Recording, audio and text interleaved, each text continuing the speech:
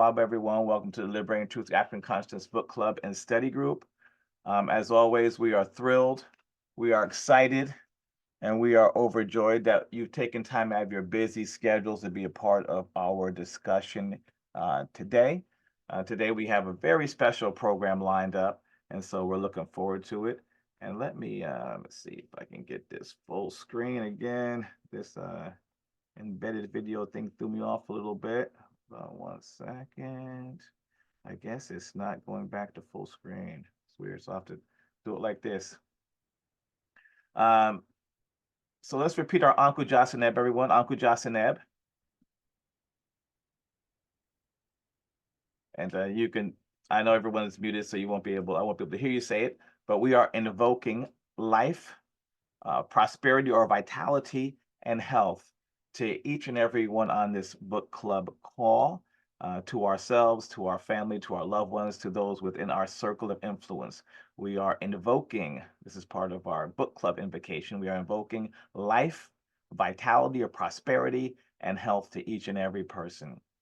Part of our book club etiquette includes the following: mute yourself when you're not speaking. And give me 1 second. I don't like how this is showing. It should be showing full screen. Give me 1 second. I will stop sharing. Give me 1 quick second to see why this is not showing full screen. Okay, there we go. That's what I need to do. Okay, we are back. We are back. We are back. Okay. All right. All right. So some of our book club etiquette includes the following: muting yourself when you're not speaking. And because of today's program, everyone will begin muted, then we'll unmute everyone at a certain point. Raising your hand, we'd like to make a comment. And we say keeping comments brief, but we don't normally always follow that. And so, but obviously you want to keep your comments as brief as possible. We'll have a question and answer at the end of the interview. Today, we're going to interview an author, so we'll have a question and answer at the end. So you'll be able to ask all the questions you want and engage as much as possible. That's all for you. It's all about you. So the purpose of the book club, the ultimate aim and goal of the Liberating Truth Book Club is the personal development of a true, action-oriented, solutions-based, African-centered consciousness. Now, we discuss what that means. We discuss what an African-centered consciousness means in the context of true and complete African liberation and independence through our chosen medium of a book club. As we mentioned before, there are a lot of other groups that are doing something very similar and having similar types of conversations using different mediums, but our chosen medium is the medium of a book club. So the aim of the book club is African-centered character development. This is from the book of Ankusia. It says, examine every matter that you may understand it. Do not say that I am learned, but rather set yourself to become wise. Be gentle and patient. Then your character will be beautiful. It's in the development of character that instruction succeeds. And we will see an example of that today. Learn the structure and function of the sky. Learn the structure and functioning of the earth. And we'll talk about all that today.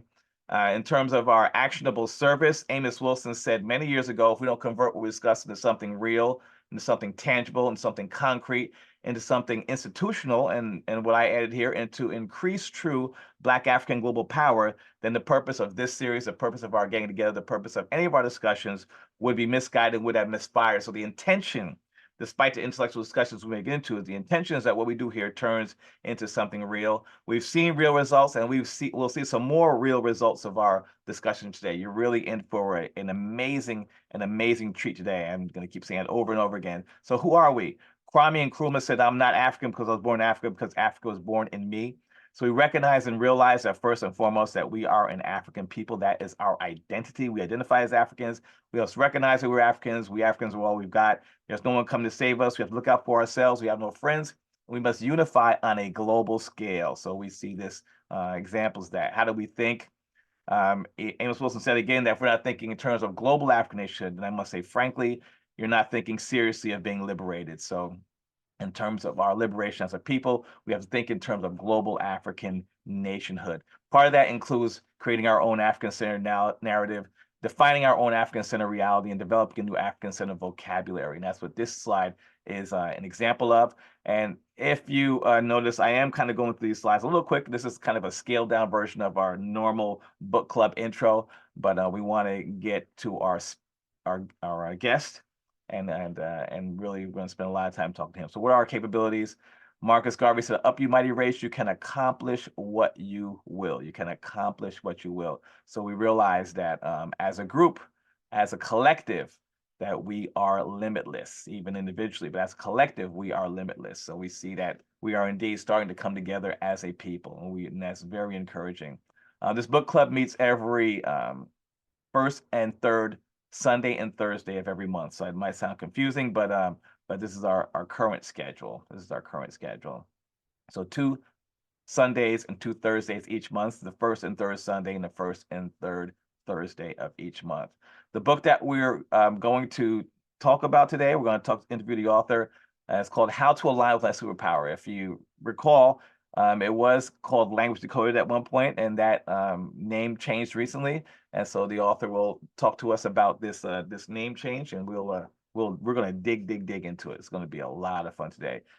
Some of the books we're looking at in the future: Miseducation of the Negro, Distorted Truths, Blueprint for Black Power. Some books we have on our schedule, and just some of the books that we've read already. We're starting our 5th year in about another a month or two. And so these are some of the books that we've read so far. We've had some really good, amazing discussions, interviewed a number of really powerful authors. And this is a quote that we'd like to begin our book club discussions with. And so this is actually from The Ruins of Empires by Count Volney. This quote has been modernized, so we've modernized this quote, but this is the modern kind of version of it, if you will. He says, "Attention leaders, intellectuals, doctors, and scholars of our time. Have you noticed how different nations and groups of people living in their own bubbles and boxes have always walked distinct paths, each thinking theirs is the ultimate truth? If truth is singular, while opinions are diverse, it's clear that some of us are mistaken. So with so many of us potentially wrong, who can boldly claim, I am right?" So he says, let's start by embracing our disagreements and strive together to uncover the truth, as if none of us has exclusive ownership of it. And we always start our discussions, we start our book club with this quote to let us know, to kind of get us on the same, if you will, discussional playing field.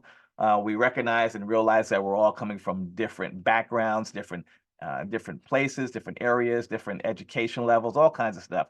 But we are all here together, and we are on the same page here. There's no such thing as a right or wrong question or answer. So we're all working and building together. That's what this quote is really reminding us of. So with that, we'll just kind of show you this etiquette slide again real quick. So muting yourself, which everyone's muted. Raise your hand when you want to make a comment, and keeping comments brief. So to discuss, we'll talk to the author today, how to align with my star power, star consciousness kingdom living, language decoded. This is how the book is organized, and we're going to hit on just about every single one of these topics in a pretty interesting way. One quote that we want to put at the forefront of your mind: stars of the heavens. And this is from our Kemetic literature. Our Kemetic ancestors wrote this many thousands of years ago. Stars of the heavens are souls born on earth on a remembrance adventure, on a remembrance adventure. And we'll talk about what that means. Behind this picture is the N42, or the Orion Nebula. And just about every single ancient structure in Kemet, in the Nile Valley, was oriented towards this particular star system, this nebula, because our ancestors understood that they said this is where we came from. So we're going to unpack all of that in just a few short minutes here. So he begins the book with dedication and introduction, and he says, "To the great God, greatest gift of goodness, greatness, and grandeur of divinity, which is consciousness itself. Our attention is our gift of divinity." He also dedicates this book to his parents, the late Second Lieutenant Eddie Kitchen Jr. and Evelyn O'Banion Kitchen, his mother. And his first life-changing spiritual teacher was King Richard Gould, or his birth name Melek Gabriel Zahab. And also another person he dedicates this book to is Dr. Sebama Mwata Abaya Ashby. Dr. Ashby, as everyone knows him. So he dedicates this book to him as well.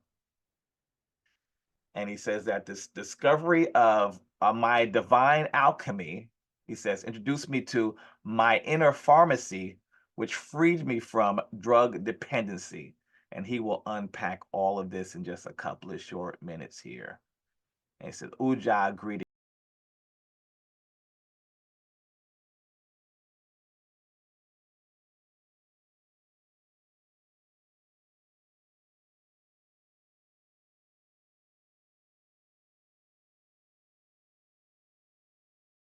All right, all right, all right. So next we bring to you a light to form EM, aSTAR Djehuty Say Hotep. My brother, how are you today?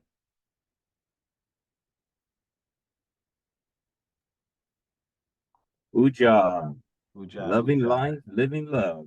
All right, all right, all right. We are excited, thrilled, and overjoyed to have you with us today. And so, please let us know what your name means. Djehuty Say Hotep. Indeed. First, I am light to form. I am. Light, as in luminous, immortal glory of the highest heavenly truth. Two, taken on form, fleeting of relative matter. I am. aSTAR, Djehuty Sehotep. And we'll unpack the acrogram for aSTAR later on in the program. Djehuty means cosmic mind or divine intellect. Se is expressed as Hotep means supreme peace. So what do I mean by aSTAR? A soul that alters reality. A soul that alters reality. Notice that alter is spelled two ways, ALTARS and ALTERS. Alter, ALTAR, is to show respect or appreciation, reverence. Whereas ERS means to be an influence or change. So when you alter the true reality of the divine essence behind all things in the ancient African Kemetic mystical system known as Nebuchadnezzar, when you see everything as Nebuchadnezzar, or in the scientific community referred to as energy, which was a part of Einstein's theory that has been proven by quantum physics and quantum psychology as E equals mc squared. Everything is energy. And that underlying energy is the life force that causes all things to be, the underlying substratum of existence. So when you show respect and reverence for that divine presence in and as all things, that causes your light that you truly are to shine bright. And as that light shines bright, then you become a change agent to influence your world and everything around you, as does the stars in the night sky. So you're saying that the brighter your light shines, the more you become a change agent for those within your circle of influence, for those around you. Is that what I'm hearing? Exactly. Yes, sir. Yes, sir. Excellent, excellent, excellent. All right. Unmute. Somebody unmute. Somebody say, oh, I see. I see. And so you say in your book, Djehuty is the cosmic principle of the divine mind that resides within all of us. Djehuty represents the heart and tongue of Ra, or one's higher self, if you will, expanded consciousness, expanded self. And Djehuty brings enlightened reasoning and intuitional understanding to impart soul language. You also said in your book that your journey is to personify the awakening of enlightened reasoning and intuitional understanding of your inner sage sent by God within to find the wayward child of mistaken identity delusion. Now that sounds like a lot. Please unpack that for us, my brother. I'm going to turn my volume up a little bit up on my side so I can hear you better. So please unpack that. All right, very well.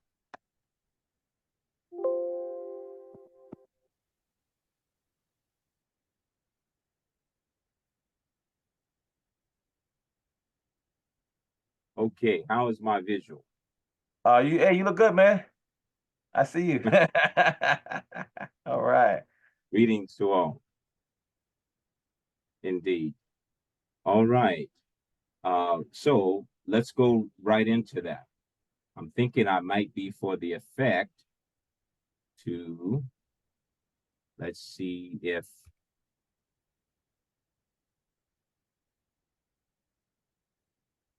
background change will help with the visual here.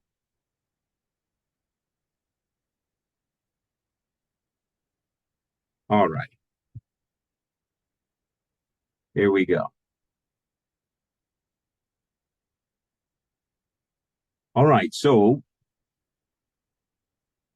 speaking of mistaken identity, so there, what I refer to as the central crisis challenging humanity today.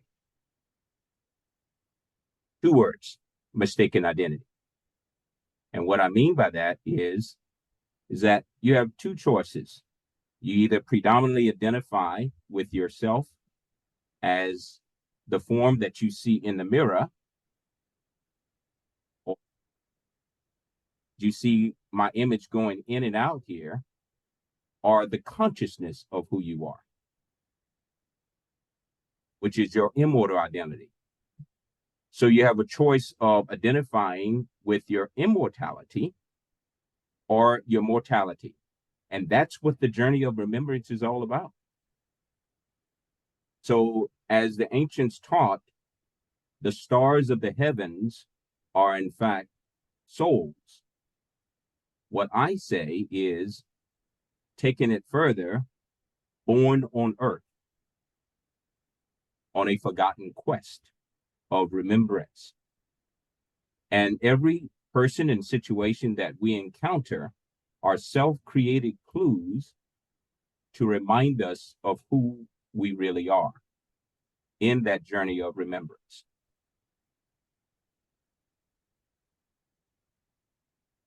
I think that'll give us more consistency and visual there. How about that? Yeah. We see everything now, so it looks good, man. Looks good. And so you're saying that every person that we encounter, or of every encounter that we have, while here in this particular, third dimensional reality, if you will, is part of our remembrance journey. Indeed. Okay. Indeed.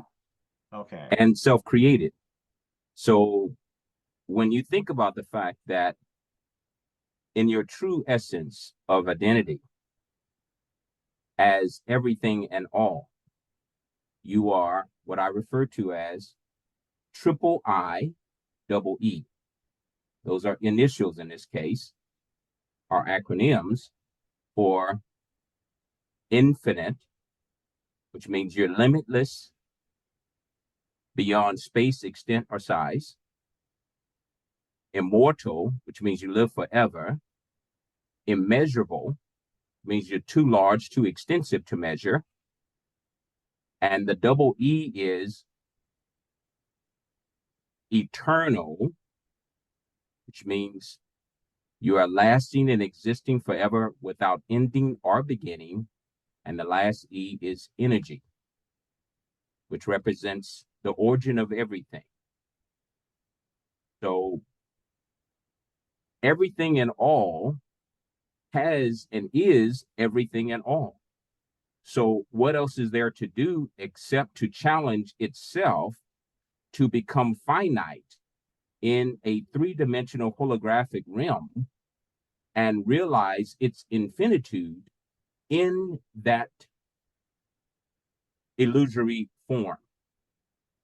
That is the pinnacle of what is known as nihas in ancient Kemetic mystical philosophy, or the Great Awakening. The Great Awakening is occurring in your water encasement or form, which is fleeting of relative matter, FORM. So the Great Awakening is understanding, recognizing, and realizing that we are perfect, divine, spiritual, multidimensional entities having a third dimensional human, or as you said, holographic experience. And you call that the Nihast? That is the Great Awakening, when you realize your God self in mortal form. Excellent. Why? Excellent. Because in essence, as a star, such as who you really are in your essence, light, you are a celestial light being of immortal intelligence that is taken on form to have a remembrance adventure. So instead of the perspective of being a victim now, you're realizing that you are the writer of your script, and what the props, the people, places, and things, the props that are in your world are all there to trigger or to remind you of who you are. Hence the Kemetic proverb, adversity is the seed of well-doing. Why is that? Because adversity is the fire that purges us from mortal identity, consciousness. It forces you to go in to ask, why? Why am I doing this to myself? And as you embark on the journey in, then you discover who you really are, which I refer to as the real IQ, the immortal quest, the inner quest. Excellent, excellent, excellent. So, and you also said that your journey is to personify this awakening of enlightened reasoning. And so is there a difference between a person's or someone's, say, journey, purpose, mission, or passion? In order to define or to unpack that, first you want to define what each word means so that we all have a collective understanding of the meaning of each word. This allows us to have a common understanding. Before we can talk about the difference, we need to first have an agreement as to the definition of each word. Yes? Yes. Okay. So how would we define journey?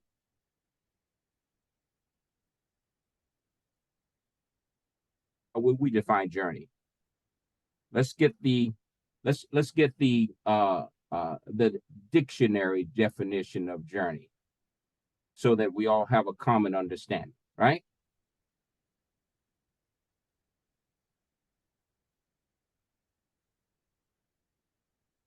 And while I'm looking up journey, perhaps look up the other purpose. Someone else, we can actually ask the audience to assist us. So we Someone have look up some purpose, really, mission, and passion. And this is how we can have the participation of the audience yeah. in each definition. So can someone give us those definitions or look those up for us, and raise your hand when you get it, and I will call on you individually. So he's looking at journey. Someone please look up purpose, mission, and passion. We just want to define those words. And so let me Awesome. make sure I can get everyone in one look here. Where we go, right here. Here we go. Perfect. There's a lot of really sharp people on this book club, and I know they're all over it. And so, purpose, mission, and passion. When you find it, just raise your hand, and I will pull you into our discussion here. Purpose, mission, and passion. Okay, good. Brother Lawrence. Okay, you should be unmuted, Brother Lawrence. Brother aSTAR, you should be Uja, blessings and peace. Can you hear me? Uja, we can hear you. Yes, sir. Yes, sir. Yes, sir. Uja, Uja. I've got the definition of journey if you're ready, and or I'll hold if you're not ready for that yet. Go ahead. I think we are ready. Are we Please, ready, sir? please Yes, we are do. ready. Okay, good. The definition of journey as a noun the act of traveling from one place to another, especially when involving a considerable distance, a trip, or a distance to be traveled, or the time required for a trip, or a process or course likened to traveling, such as a series of trying experiences, a passion, a passage, forgive me. Hotep. Hotep, Hotep, Hotep, Hotep. Do I? Okay. Do I? Do I? Next we So have. the take Go ahead. I'm sorry. so Sorry. the, it's okay. So the takeaway from that, Brother Lawrence, Anpu, greetings. The takeaway from the definition of journey, concisely will be what? If you were to give me in a short, concise. Short and concise. Oh, I thought I was about to turn myself off. Forgive me. Okay. It's a process of making a journey, which can be a journey that may be a so-called physical one, as in being from a place to place, Okay, pause. so-called. Pause. Okay. It's a process. Hotep. Whether it's physical, in this case, it's described as physical, but what we're talking about here is a spiritual from place to place. Okay, so it's a process of traveling from one point to another. Would that be a fair description for it? Me, which means yes, Hotep. Indeed, indeed. Okay, let's go to purpose now. All right, so I'm not too sure who has purpose. I'm just unmuting as we go along. So we have Brother aSTAR and then Dr. Keith Gavin. It's good to have that brother here too as well. Both these brothers are powerful, powerful. Which one do you have, Brother aSTAR?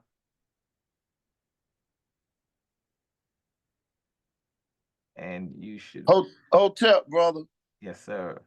Hotep. Well, Yeah. basically, I was going to comment on journey as well, and as the brother just said, I was kind of thinking about when we speaking on journey that we're talking about a spiritual journey. Because even before spiritual journey, we're still on a journey to get towards that spiritual journey as we remember our life as far as growing up and the different things that we take and we learn as we mature. And then once that Nihas appears, the great awakening to know thyself, we understand that the journey is eternal. All right, Hotep. Right now, we just want definitions, and but all of that is delicious, and we have absorbed and consumed all of that because it's perfectly on point. So let's go to the next purpose. Dr. Keith Gavin. Hotep. Hotep. Let me read the purpose. Our purpose, the reason for which something is done or created, or for which something exists. Once again, brother, please. Yes. The reason for which something is done or created, or for which something exists. The reason for which something is done or exists.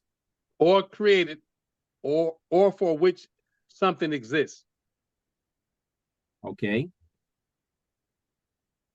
Awesome, awesome, awesome. Okay, let's go to the next definition.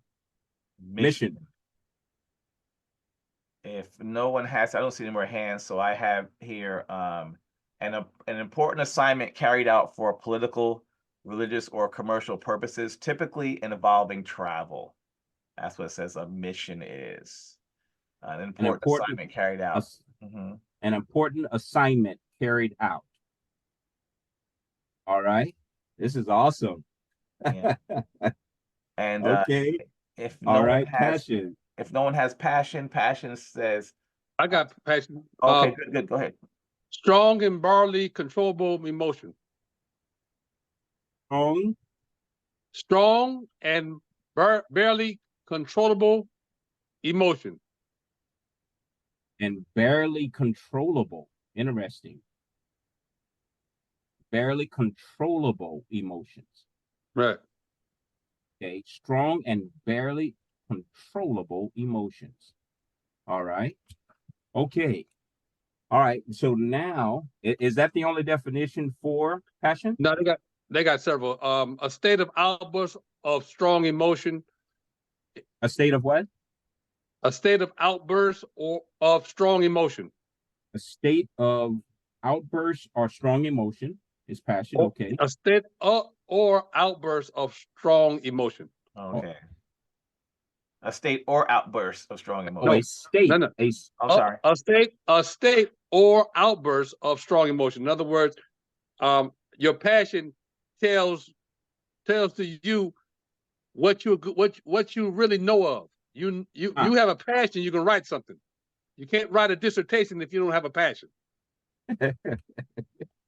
Sound like you're speaking from experience there, brother. He is. He is. I have about 3 or 4 of his books so far. So this brother's a published author. He's doing this for a minute. I love it. I love it. Okay. Okay. So, and there was a third definition for it? Several. Let me give you this other one they got here. It's really good. And an intense desire or enthusiasm for something. Intense. That's the one I'm looking for right there. Desire or enthusiasm for something. Intense desire or enthusiasm For something. for something. Right. Like your dissertation. Yeah, you got to have it. If you don't have it, you can't write it. You'll be writing in circles. That's right. Okay. Because you don't have a passion for what you're writing about, you can't find the truth in it. No, you can't. You can't wing it. You can't wing it. They know when they're reading it. Okay, so now let's unpack the question now. Go ahead. Brother Quadjo. Is there a difference between someone's journey, purpose, mission, or passion? All right. So now we all have a common definition of each of these words in this question, right?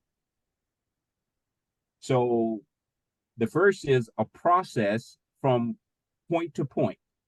The second is a reason for which is something is created or exists. The third, mission, is an important assignment to carry out. And fourth, we'll use the central definition, I like to see it as, which is intense desire or enthusiasm for something. Okay. All right. Now, I would see this as all of these being connected rather than different. Remember, there's only one source. It may appear different. It may appear different in different words. But the underlying basis of it all is the energy, which is the source of everything. So when we look at and when we unpack the energy behind each word, now we understand the power of the unity of each of these 4 words.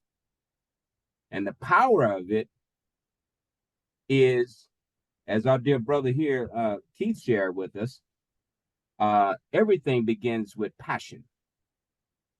Everything begins with passion, and that's an intense desire or enthusiasm for something. It is because of our passion that we take on this incarnation, actually. So that was the initial, what's referred to as the pre-mobile in the primeval ocean. That initial movement that caused creation to begin. And it was driven by an awareness to embark on a journey. In fact, in those very words, in the mystical philosophy, the journey of Ra, or I would like to say, the journey of the remembrance adventure. And the purpose of the journey of the remembrance adventure, once again, it's come full circle to personify my immortality in mortal form. That's the mission, which is the assignment. And the awesomeness of the Supreme Creator is that this process has been replicated however many people or souls there are on this planet, 8 billion times. We'll use that number. Each individual, which appears to be an individual soul, is having their own remembrance adventure. However, each of our adventures are about the same thing, to discover the true self, our true identity. So when we engage in this exchange of human thought, we are sharing our light or bringing our light of consciousness to the table of a conversation. And this is the context of what I refer to as the symbiotic light transfer method. This is the basis of the new race paradigm. And we're going to step into that here in a little bit. So that question was a perfect question to go into the next. It's awesome. I appreciate that question. Remember, I mentioned to you, don't prep me on any questions so that we can do it all organically. Yeah. And everyone can enjoy and be a part of it, right? Yes, exactly. Beautiful. Appreciate that. Yeah, and that's a perfect segue into our next slide. This, I'm going to try to make this full screen and see and try to come at that full screen after it's over, and hopefully it won't throw us off. But this is from the Lion King, and it's from his identity empowerment workshop. This is an intro video for brother Djehuty's here. Identity empowerment workshop. He does what's called an identity empowerment workshop, and I'm sure we'll learn more about that at some point. But this, he uses this as part of his intro video in that workshop. There we go. All right.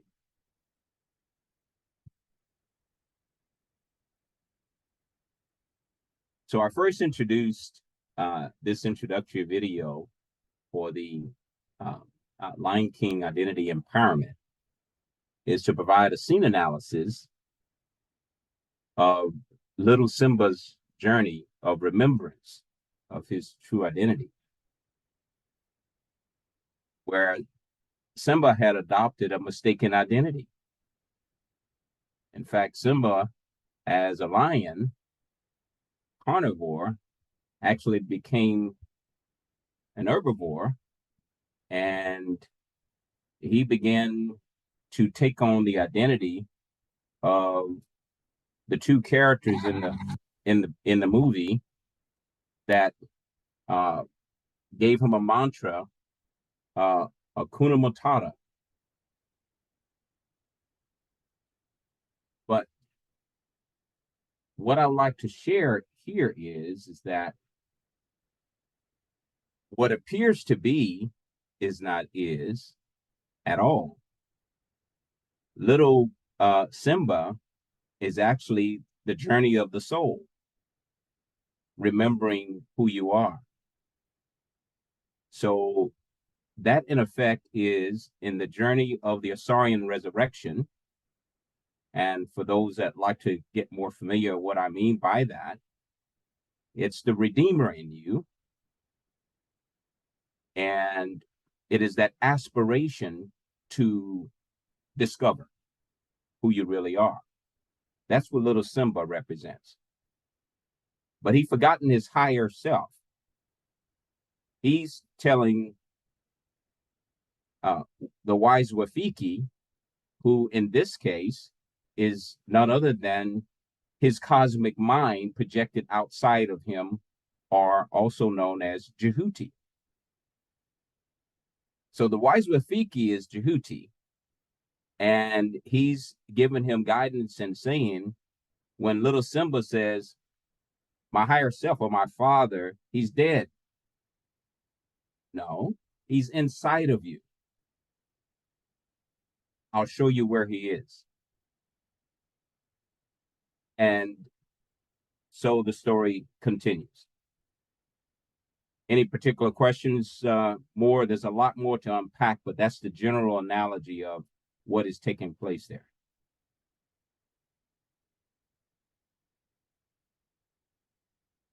You're muted right now.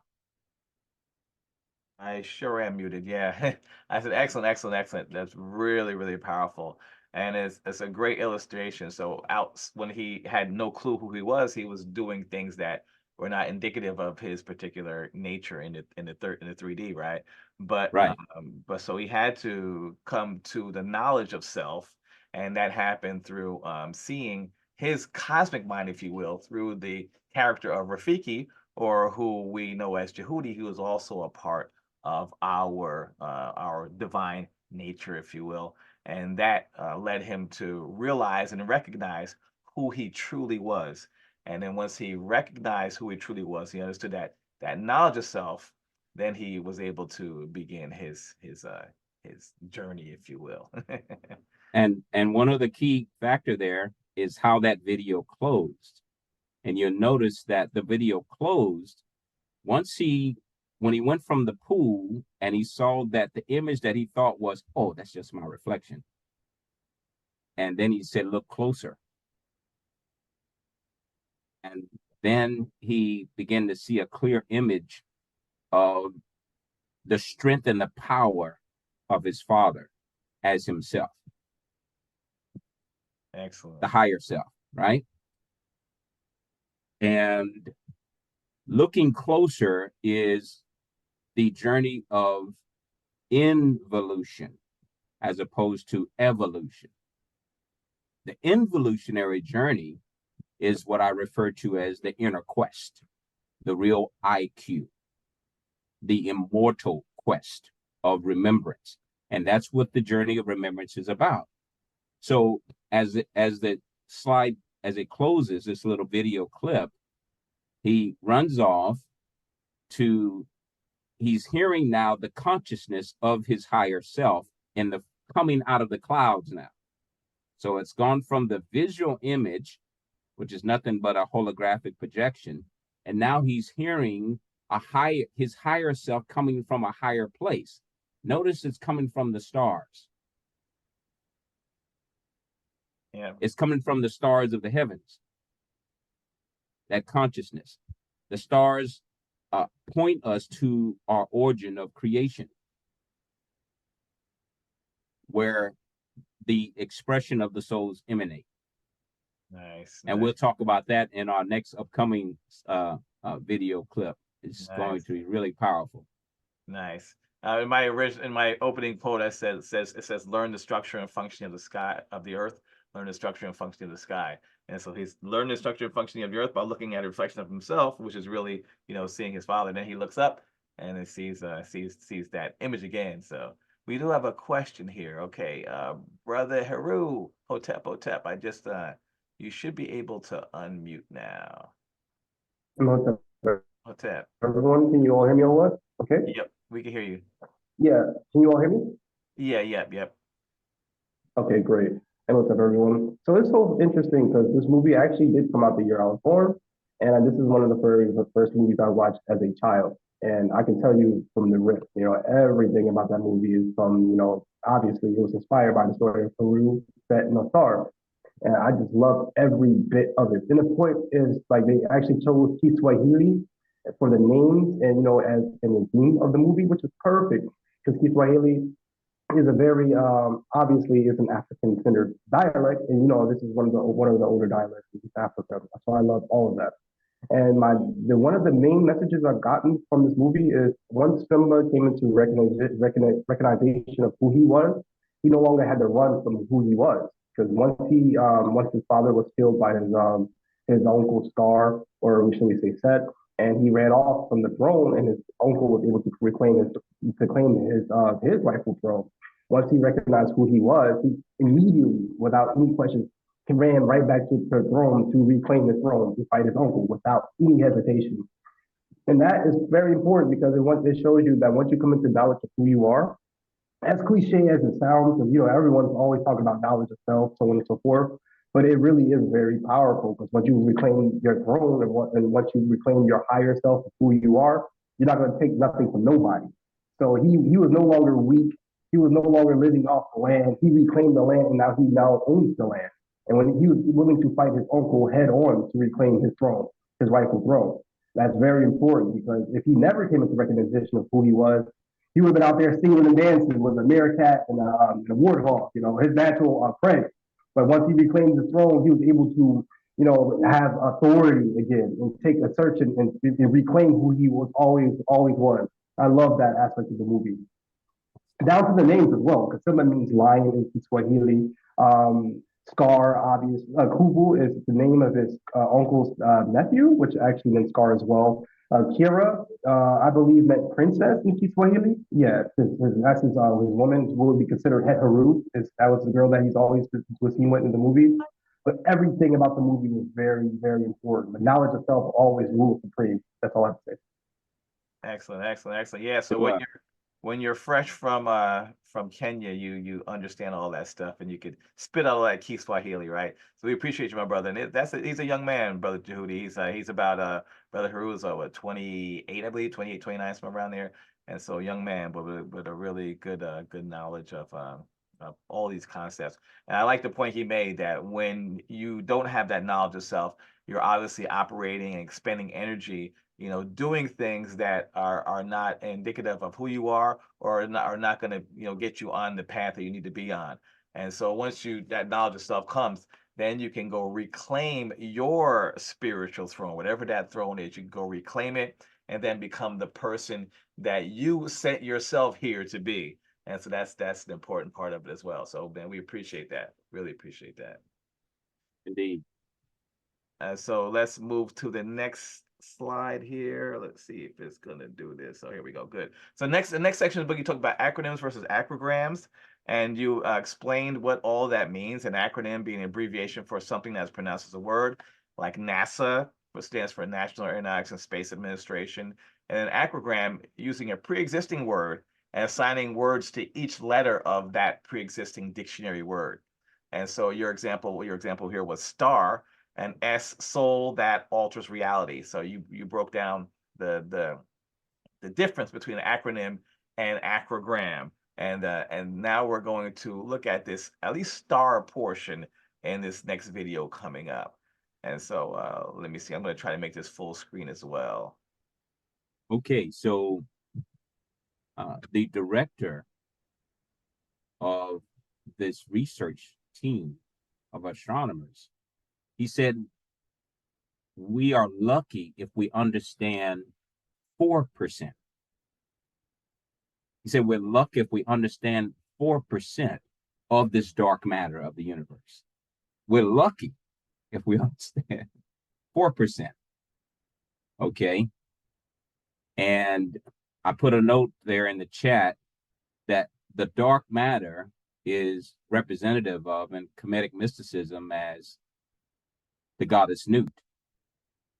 And the goddess Nut is the blackness or the tapestry, if you will, of the night sky from which all stars, planets, galaxies, universe is suspended within. So the goddess Nut is the womb, and this is an acrogram, wisdom of matriarchal belovedness, from which that births everything in this three-dimensional holographic realm. So that is why I make the statement on the website. The opening statement says, welcome, soul traveler, to our remembrance adventure. And we're going to go exactly into that. Notice that when we say you are star, or star consciousness is where your genetic ancestry points to your celestial heritage. And that's exactly what they now says was once a theory is now proven because of the Webb Space Telescope. They have now observed the birth and the formation of stars. And they now know as a fact that 3 of the elements on the periodic table essential to human life itself are only formed in the womb of the goddess Nut, or the black matter, which are oxygen, iron. Oxygen is the obvious one, right? Oxygen, without it, there is no life, the breath of life. Iron, which is the cohesiveness creates the bond with oxygen that allows it to be transported through the vibration. The key component in iron is that it's a vibrational essence. Iron has a vibrational essence. And that bonding in iron bonds to oxygen. And through the breath, it transports and revitalizes continuously all your organ systems in your body, your water encasement. Now, for this water encasement to have a form, you need calcium, and that is the formation of your skeletal, your bone system, which shows your frame or your form. Pretty amazing.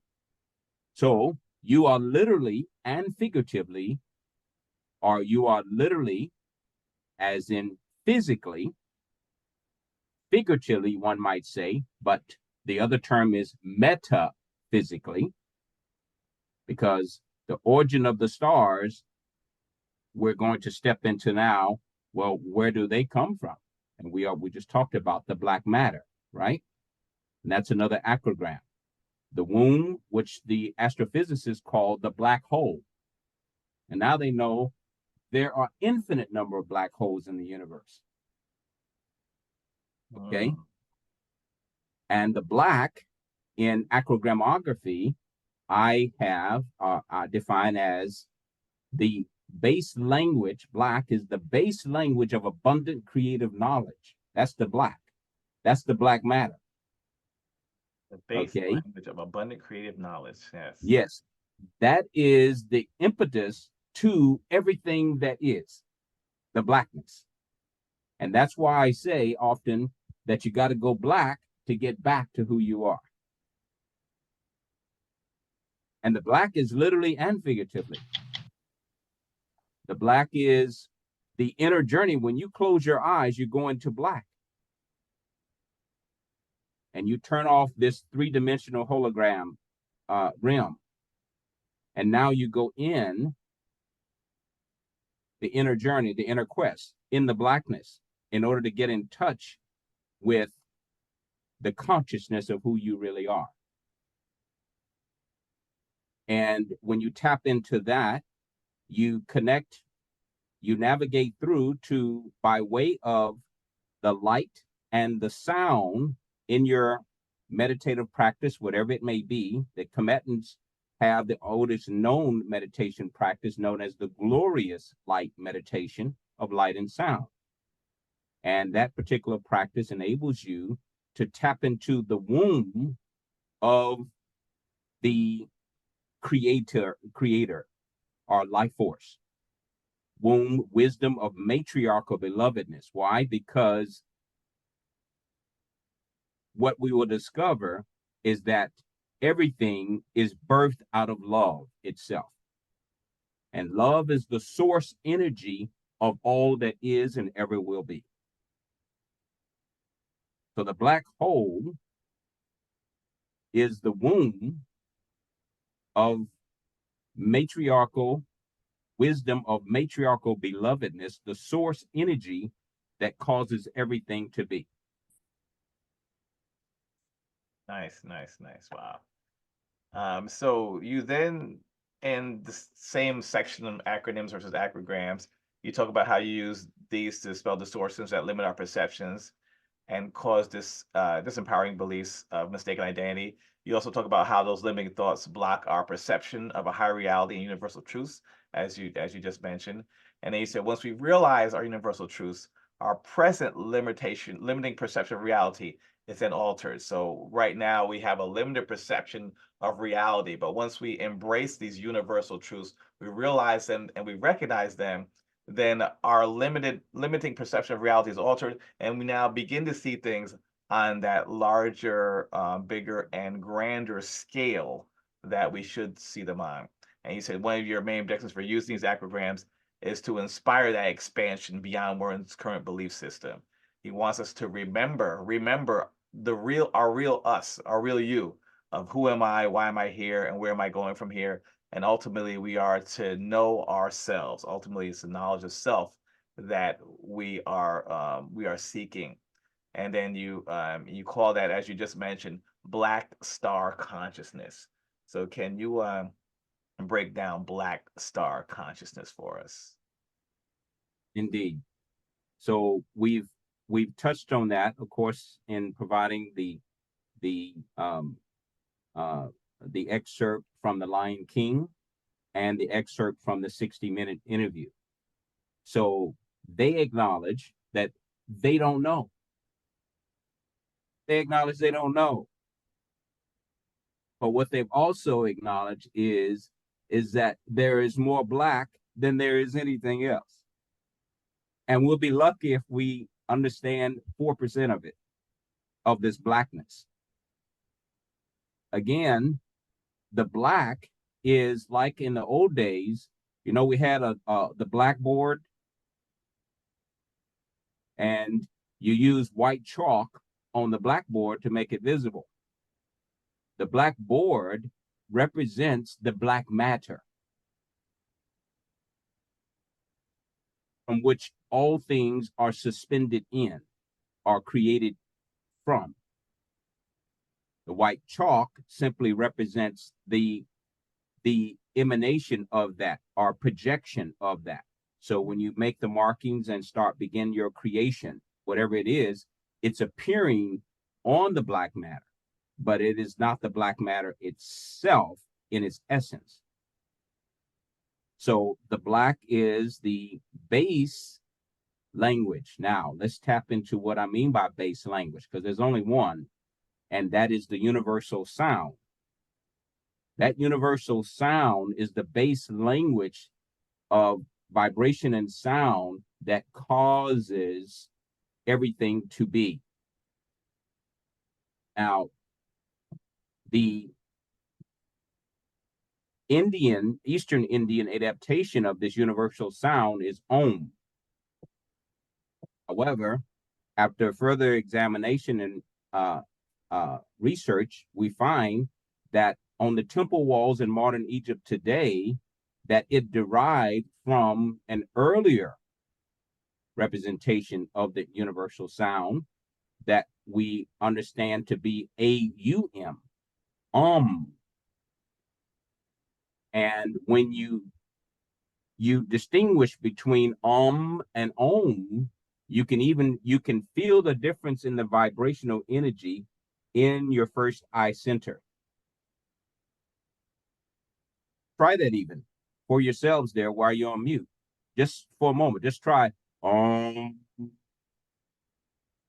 Then try Om, and notice the difference in the feeling or the vibrational current between the two. Now, what it simply just states is that one is the origin and the other is what? An offspring of. It doesn't mean that it's of no use or no essence, because it is. So here is how I have been able to reconcile it for my own personal use. I see Om as an abbreviation for the What do I mean by that? I see Om, O-M, as an abbreviation for, when we're chanting Om, we're aligning.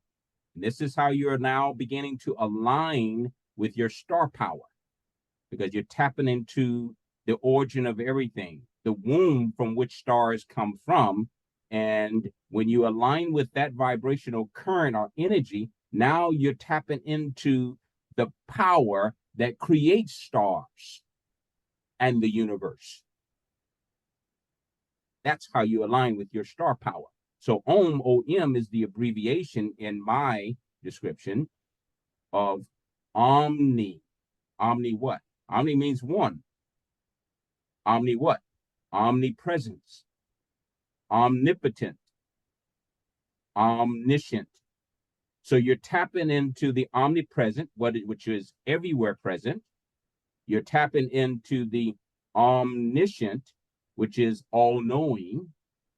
You're tapping into the omnipotent, which is all-powerful.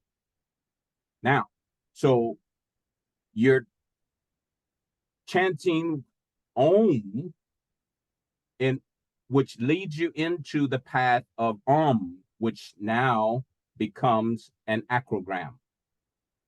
So Om is an abbreviation for the three: omni, present, omniscient, omnipotent, and I hadn't shared this with you yet, brother, have I? Is the abundance underlying matter. So the is the black matter. It is the abundance that's underneath, that's underlying matter itself, which is everything that occupies space. So if we were to put a some type of sound device, a microphone out in outer space, what we'd hear, at least in the black matter portion of what's considered the cosmos, we'd hear the and not the Om. And so we had a question actually in the chat. It says that the as you said, came before the Om. Yes. So the question is, what came before like the AUM? Do we know that? Well, according to Kemetic philosophy, is the original sound. So there isn't anything before that, except one might say and this is going to step into another area, or you may recall me mentioning vibration. There had to be some type of movement or inertia in the cosmic soup or the primeval ocean in order to emanate the sound, to cause creation to be.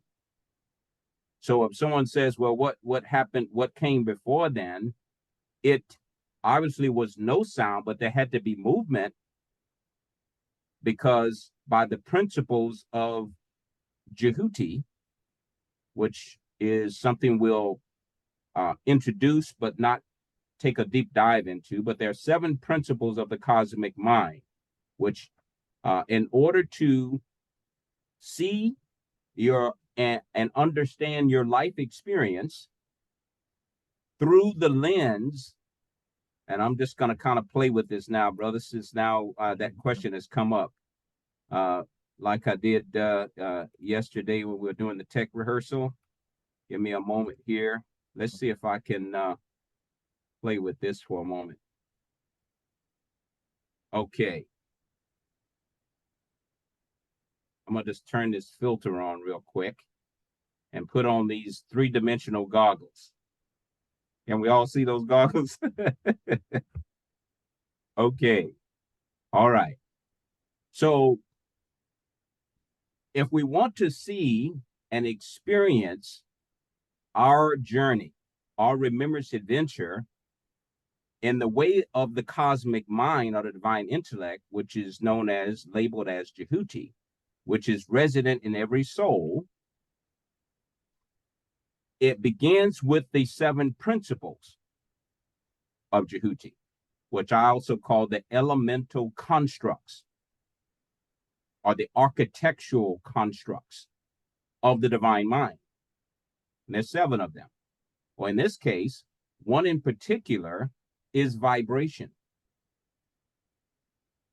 which says that nothing rests, that everything moves, regardless of its state of solid, liquid, or gas, its size, or its form. Everything is moving. So what appears to be solid is not solid. The underlying essence is still moving. That's called energy in today's terminology. So what came before the sound has to be the vibrational current, which steps now into the next principle of Djehuty, or the cosmic mind. Not the next, but the next that I'm mentioning here. I'll put it that way, because I'm not saying them in order. And that is as above, so below. So how does speech work in human speech? Vocal cords causes sound. Air passes across the vocal cords to cause sound in speech. So there has to be a movement. And if you recall, even in the biblical text, it talks about life force moving across. And then things begin to occur. Right? So vibration would be the essence that would cause the sound to emanate out of the primeval ocean. Does that make sense? Yeah, we have a couple of questions. Well, one comment that says Aum or sounds similar to Amun. And I guess when we think of Amun as the hidden principle in the Kemetic system, that does make sense, because the dark matter obviously has that kind of characteristic as well. And then we have a question that says, how many dimensions are there? So we recognize and realize that we are third dimensional beings, entities. We're multidimensional entities having a third dimensional human experience. And so how many dimensions are there outside of our third dimension that we are, we currently are interacting in right now? Yes. So remember, if you're looking through the goggles of the divine mind, and I'll share what that represents. So I'm going to drop a gem now.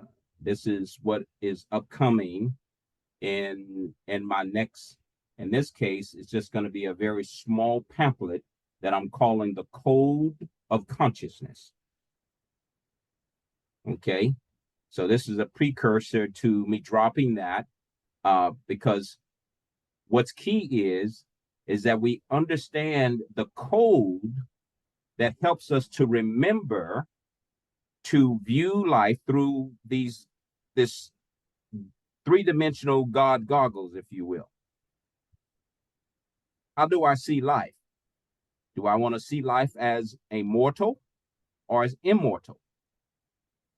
And if you're looking through the lens of cosmic mind or divine intellect, you will also notice that your questions are also different, because you're vibrating at a higher frequency. And so now your questions are not mortally based, because the language changes. You can only describe so much in this realm. Once you go into the astral plane and the causal plane, the language changes. But also on each level of consciousness in each plane, the vibrational energy and frequency also changes. So to answer the question, how many, the first you would ask is, first of all, remembering that where are these dimensions emanating from? Coming from the all, yes? And how is the all defined? As we mentioned earlier, we opened, the all is defined as infinite, limitless, endless, beyond space, extent, or size. So right away, that should address that question.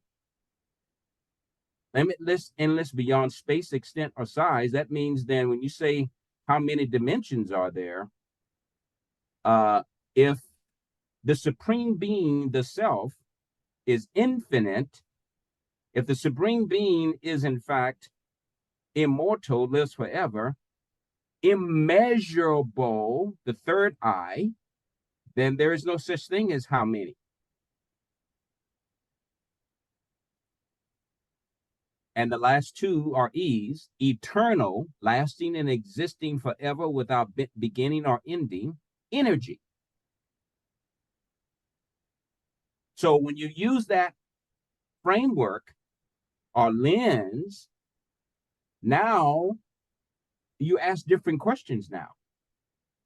Or you understand where the questions don't even come up anymore, because now you're seeing this three-dimensional holographic realm now as simply being what it is, a hologram. Like these 3D goggles. You look until when you take the goggles off, then you see in another reality, but it's no different than when you go to sleep at night. You create a whole new world of props and people without rules.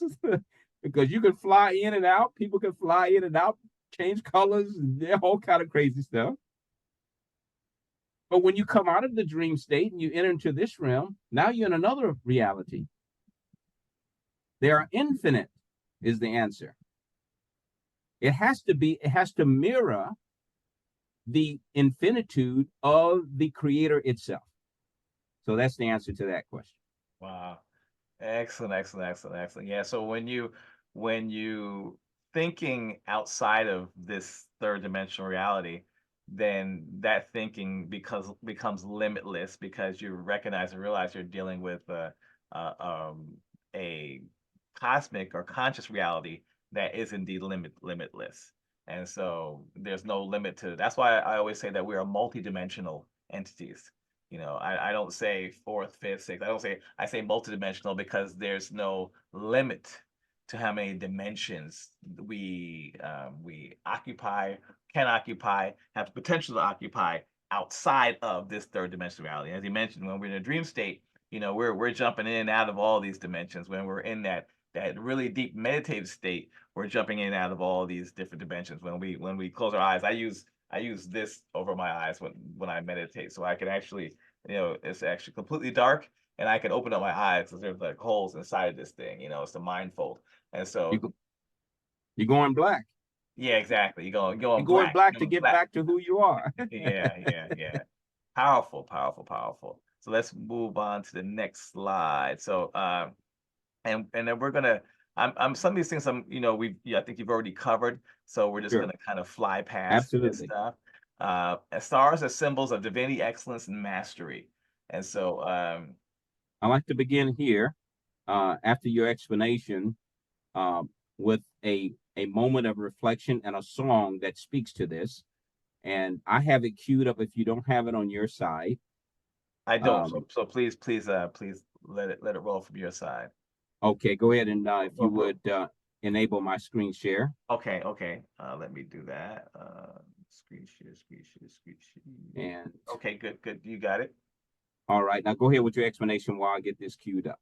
Yeah, so in this portion of the book, you talk about stars as symbols of divinity, excellence, and mastery.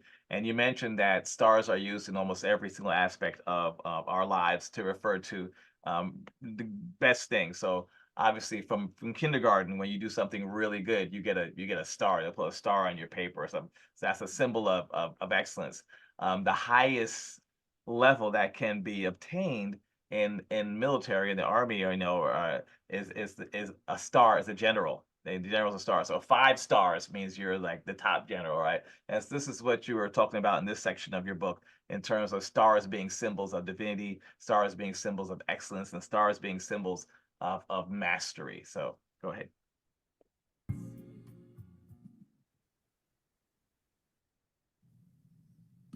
Just over 2 weeks, I'm going to show you how All right, let's see. Let's turn that sound off there. Okay. You have sound still. Yes. We got you, brother. You're back. Wow. Okay. Awesome. How did that feel to you? I felt good. I had to throw on my mask and kind of go inside for just to kind of vibe with it. But I really like the I guess the integration of the knowledge, the sounds, the vibrations, and then music, as you were describing earlier, in terms of the different resonant sounds and how that vibration carries that sound. And then now in the form of music, we're hearing the same thing. We're hearing the sounds, the vibrations, the whole 9 yards. And it definitely brings us someplace. And so I really like how you connected all that together. Can you unpack that a little bit more for us? Absolutely, absolutely. So we're going to step right into this with the question, why is it that humanity has had such an intimate relationship with the stars since the beginning of time? And that speaks to this very question, that stars have been used as symbols of divinity, excellence, and mastery. Why? Because intuitively their celestial bodies, the star, reminds us of our divine origin and the nature of excellence and mastery. So the stars, in fact, remind us of something beautiful, brilliant, and dominant. And so let's unpack divinity, how it's been used in symbology and divinity as a religious symbol to denote a divine presence. And I just want to let me do something here real quick here.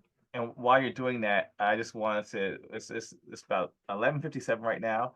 And so we normally go to 12. So we're obviously going to go over on today's program.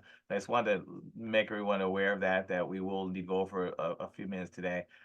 We're getting up to the new race paradigm. We're actually, just kind of 2 slides away from that. Actually, 1 slide away, because the next section we've already covered. And that's where we kind of want to get to the new race paradigm portion of the discussion. And then we'll give everyone an opportunity to ask the questions and make whatever comments they want. And so we probably need, I want to say another 20 minutes or so, another 25 minutes. I just wanted to make everyone aware of that. So I'm sorry, go ahead, sir. Okay, awesome. Okay, so let's quickly get through that. So divinity, excellence, and mastery. First, divinity. So the star has been used as a religious symbol to denote divine presence, purpose, revelation of coming of enlightened consciousness. That's divinity. As excellence in education, from our incarnation to our exit, we have been influenced by the stars. Now, think about this for a moment. For those who are fortunate enough, when you were birthed as an infant, your cradle, you might have had a mobile with stars and planets circling above your head as you lay on your back as an infant in the cradle, reminding you as to where you came from. Mm-hmm. Isn't that amazing? Mm-hmm. Right? But then we can't see you right now either. Sorry, pardon? We can't see you right now. You just unless you did it purposely, unless you blacked it out purposely. That would make sense since we're talking about the cosmos. Okay, there you go. You're back. Okay. All right. Yeah, I want to black out so that we can focus on this for now. And then the other areas are, of course, the use of reward and influence to influence positive behavior and levels of achievement. It's been used and in the area of excellence. So you get a star even in kindergarten for good behavior. And then once you get beyond good behavior, getting stars, then in levels of achievement of memory, when you're starting to learn your ABCs and your 1, 2, 3s, your numbers, et cetera, your colors, Now your stars even start changing colors to acknowledge your performance level in education. And then, but it's also used in adult self-help motivation programs. Stars are given. Now, in mastery of knowledge, skills, and ability, mastery, leaders across all industries achieving any kind of notoriety, okay, or celebrity status are referred to as stars, whether in the spiritual world, educational, or political. And then, of course, in entertainment, in the arts, music, sports, TV, film, whatever. But then in companies, then there are company names, logos, and slogans with the use of star in it. So the star is an archetypal relationship in the human journey to describe or qualify a performance, a task, or a function that is above average. Why? Because it is connecting us to our immortality, that it's above average or our extraordinary achievement. And then lastly, a business strategy also is known as the North Star strategy, as a way of describing the organization's purpose and ambition. All right. Excellent, excellent, excellent. So this next section here is the new race paradigm. And you're saying become an NRP messenger. And so what does that new race paradigm mean? What is that? All right. So first, let me acknowledge that the old saying about there's nothing new under the sun is a true statement. So for me to say new race paradigm, what in the world am I saying? Because it might sound contradictory, right? So what makes it new is the unique packaging or presentation or reframing of an existing concept. Now, the current concept of race, and we'll provide you with the website. When you go to starconsciousness.com, there's actually on the navigation bar, there's a tab that says race, and it provides you with the history and the origin of race. And as we looked at that yesterday, we discovered that the concept of race has only been a part of the human journey less than 0.5% of the entire span of human beings on this planet. In fact, like it was like 0.15 to 0.37% of the entire span of the human journey, which according to the anthropologists, the Homo sapiens sapien emerged about 300,000 to 200,000 years ago. So the current concept of race was certainly devised for one express purpose, and that it was to create a monetizing system that created separation. It divided people based on their skin color. And in that division, when one adopts their skin color as their identity, now it feeds into an identity dysphoria.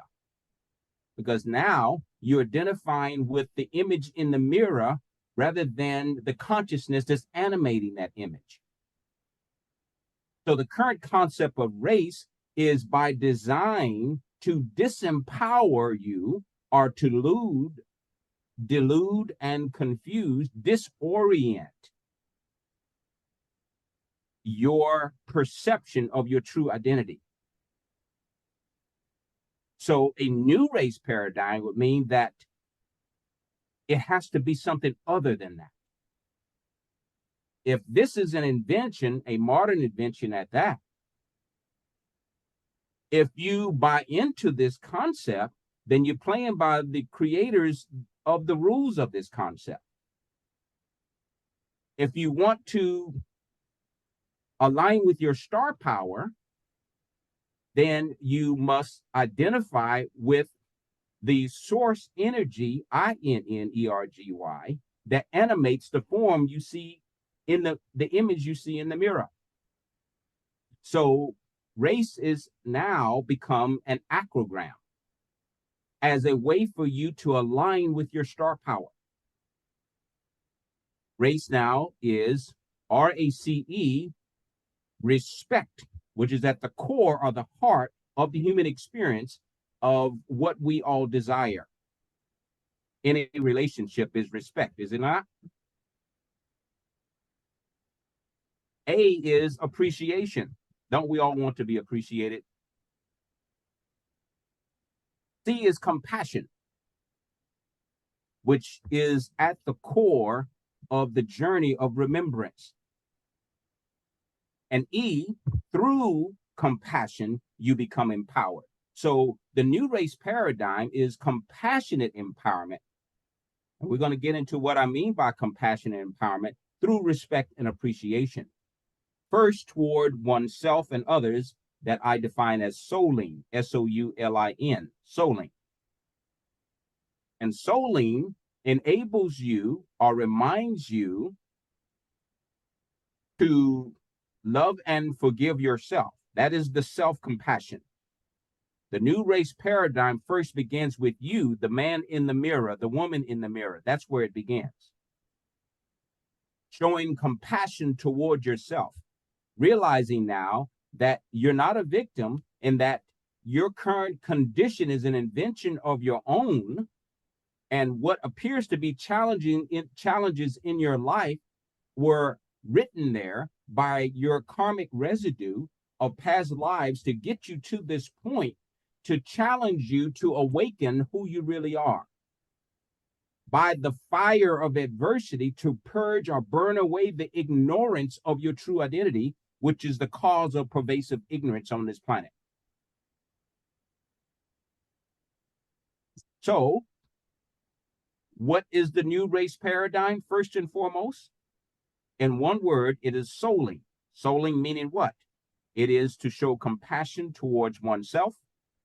And in doing so, showing compassion towards yourself now is saying that you are connecting with source energy in a way that you realize that the projection of yourself in this realm, in this three-dimensional realm of what appears to be all your mistakes and errors and problems and all these things are all there, put there by you.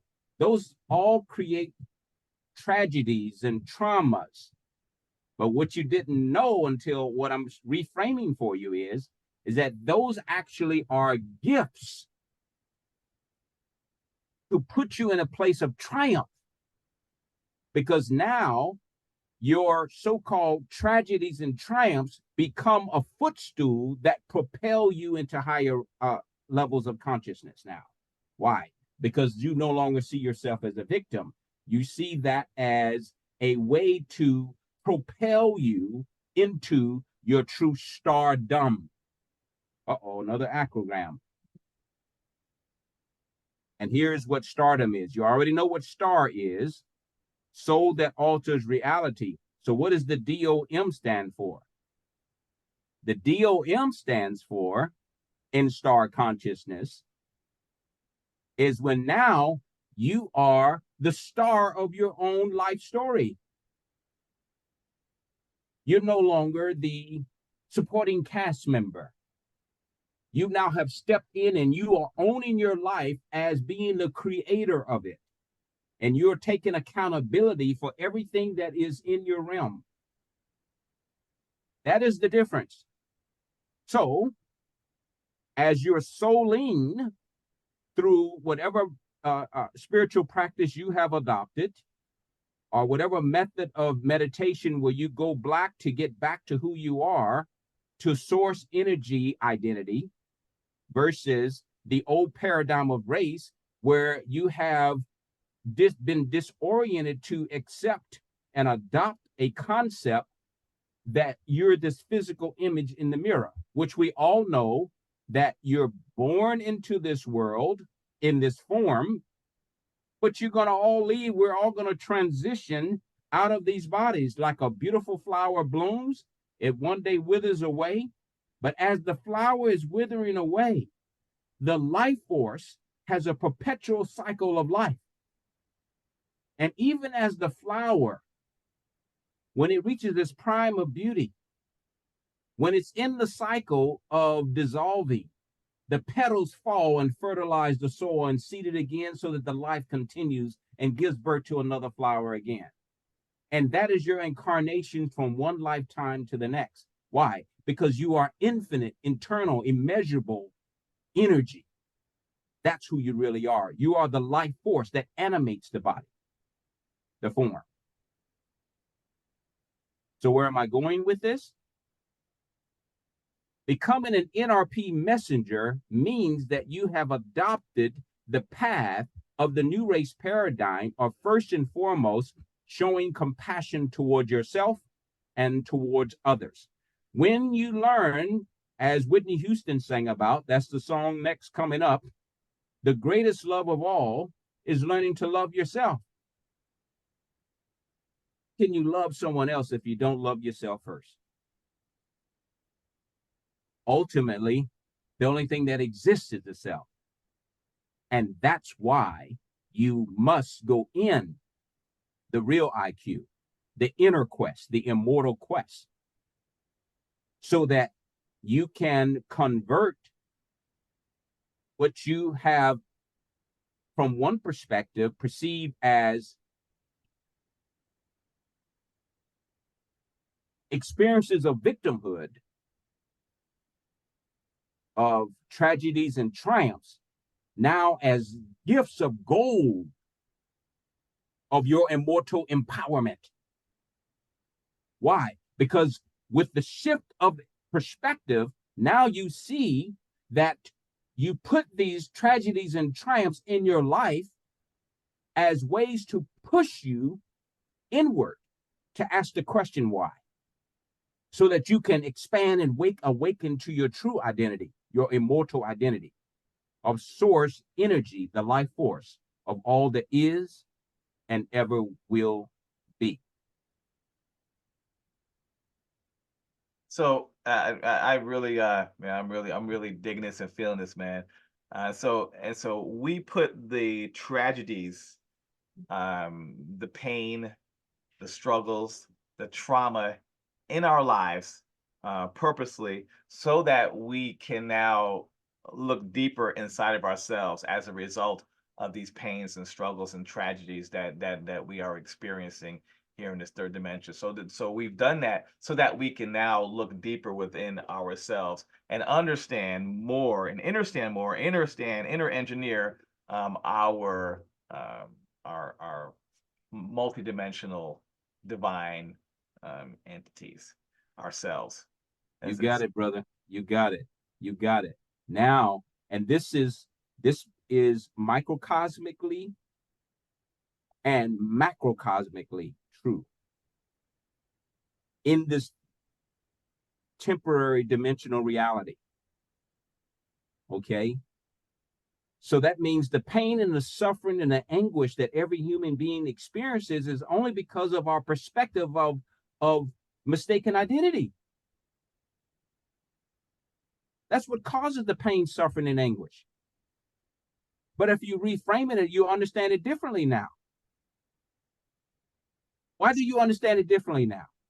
Because you realize that you engineered it to be a fire to purge away your mortal thinking. So let me. I see a hand, so I'll get to you in a couple. No, 1 second, Lawrence. Let me just ask this one kind of question here. So I, in my multidimensional state, I said I'm going to incarnate as a melanated person, and as this melanated person, I will allow myself to be subjected to oppression, to racism, to all types of things that are just obviously that only exists because of this construct, this social construct called race and even class. So I'm going to allow myself to be subjected to these things so that I can better inner engineer or better, come to that full and complete knowledge of who I really am. Does that sound accurate? Oh, yes, absolutely. Let me ask you this. Mm-hmm. If you don't already have the intensity of focus, is there anything that makes you focus more than adversity does? Yeah. I agree with that 100,000%. That's very, very, yeah. Adversity definitely does make you focus when you're under the fire or under the gun, or when yeah, that you definitely exhibit that laser focus. And even Bobby Hemmett says, that stress is what really activates the melanin, right? Stress is what activates that. So whenever we're in any type of stressful situation, our melanin just kicks into overdrive. So that's really interesting. And I just want to make maybe one more quick question before I get to Brother Lawrence. I want to get to Brother Sure. Lawrence. And so that sounds good individually, right? So individually, and I'm guessing that from a collective standpoint, if we're looking at collective African liberation, collective African independence, so that would mean, many of us coming on board with that same philosophy, with that same kind of understanding, that same kind of paradigm shift, if you will. And then with the collective coming on board, now we're looking at a whole different kind of ball game, if you will. Is that Oh my God, man, you talking about listen, the Kemetic proverb is in short, is that your journey is to become gods and goddesses. Now, and that's through the studying of the teaching, through scientific and spiritual discipline, et cetera, et cetera. I'm just paraphrasing, but some of my Kemetic brothers and sisters here may pull that particular proverb up. But here's the thing that's key, and I can also pull it too from one of Sabai's texts. Remember that this is an adventure of remembrance. So when you understand the framework from where you came from the beginning, that you are what? The triple I, double E, infinite, immortal, immeasurable, eternal energy. If you understand that that's the framework where you're coming from, that you challenged yourself to cover up or put blinders on, because you had to ignore who you are to enter into this dimension, because it's not real. It's not a way to come here. Yeah.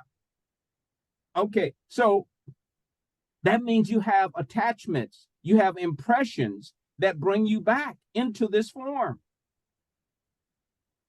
Okay. So now what has to happen? In order for you to fully realize who you are, known as Nihas in the Kemetic mysticism, the great awakening of remembrance, then there must be a means or a practice known as the Shedi discipline in Kemetic philosophy. You have to wear the Shedi discipline, and I'll talk about what that means. That's the practice in order to awaken. Okay? All right, now, so what I'm simply saying is that the fire of adversity is the refiner's furnace, or the purging that purifies the intellect so that you can embark on the path of the inner journey. It's just the beginning. It's just saying, I want you to take another look, because who you think you are is not who you are. So it's just a start. Interesting, yeah. And so, I have so many other things that are going through my mind right now. It's not even funny, but I want to get to some more people. So, Brother Lawrence, Sure. Is Brother Lawrence still with us? There he goes. Okay, so we'll get Brother Lawrence first, Sure. and All then right. we'll get Brother Heru. I saw Brother Heru's hand as well, and so we get Brother Lawrence, and then Brother Heru. Uja. Uja. Uja. And you sounds like you can hear me. I can hear you, but I can't see you, brother. Hold on for a second. Let me get my camera on then.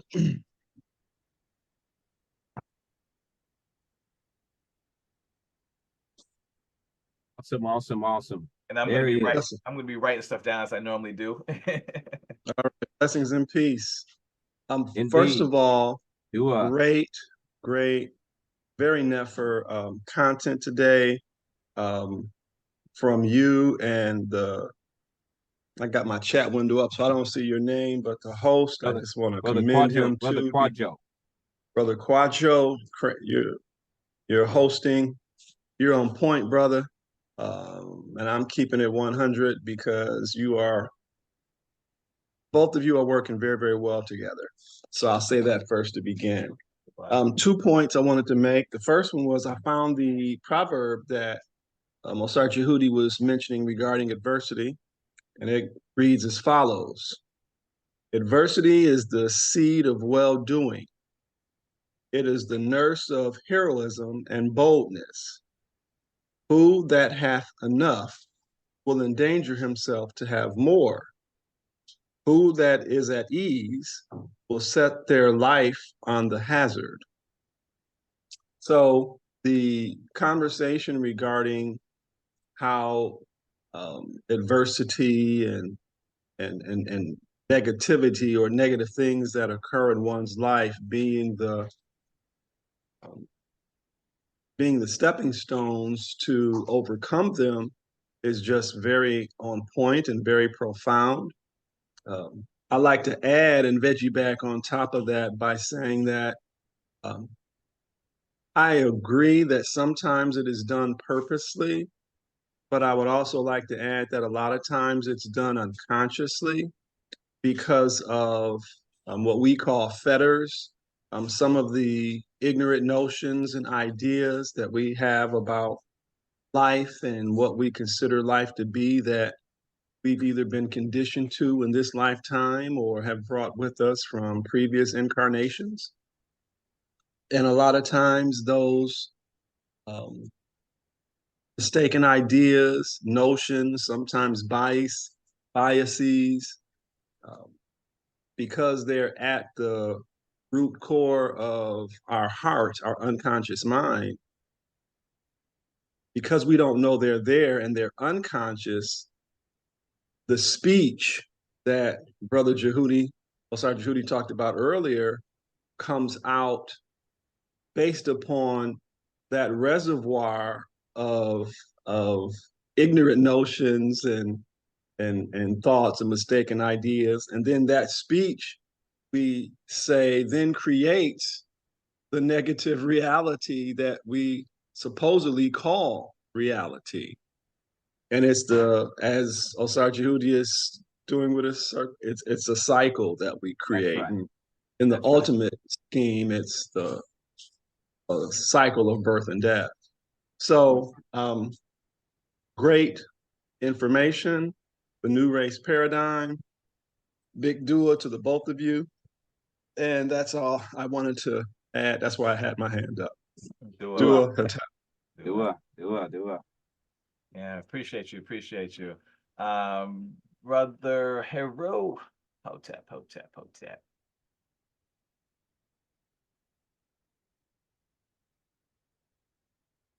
Brother Heru, did we lose Brother Heru? Oh, I'm sorry. Okay, let me unmute you. Hold on. Okay. All right. I think I have unmuted you now. Yeah, Can everyone hear me? Yes. Yes. Yeah, I was gonna say, so let's just say, for example, I'm a person that is practicing Ma'at, as in like the 42 laws of Ma'at. I'm respecting, the next human being. I'm eating all my food. I'm not exaggerating my words, but let's just say the world around me is not practicing Ma'at. Let's just say, like, because I remember hearing from Dr. Rickety that, Ma'at and people that under Kemet were a civilization-based people. We weren't worshiping a god or something, or we weren't really just like meditating in the mountains. We were actually people-oriented. So what will we do if the people around us aren't practicing Ma'at and it's just us? That's more or less my question. Yeah, great question. So we recognize that we exist in an environment and in a world where, the overwhelming majority of the planet does not adhere to the principles of Ma'at or follow Ma'at, right? And so, and what we're talking about here is we are talking about returning to ourselves, that knowledge of self, that kind of original state of spiritually of who we are, which is the the full and complete embodiment of Ma'at. When I think of Ma'at, I think of dark matter. I think of everything out there that keeps the entire cosmos and ourselves in balance, order, and truth, and the whole 9 yards. That is all Ma'at, and that's all us. And so, so he's asking the question. So how do we actually deal with those who are not following that, and who are, come at us in a antagonistic type way? And if I can add something to that, if I can answer your question, brother, because I was kind of thinking the same thing.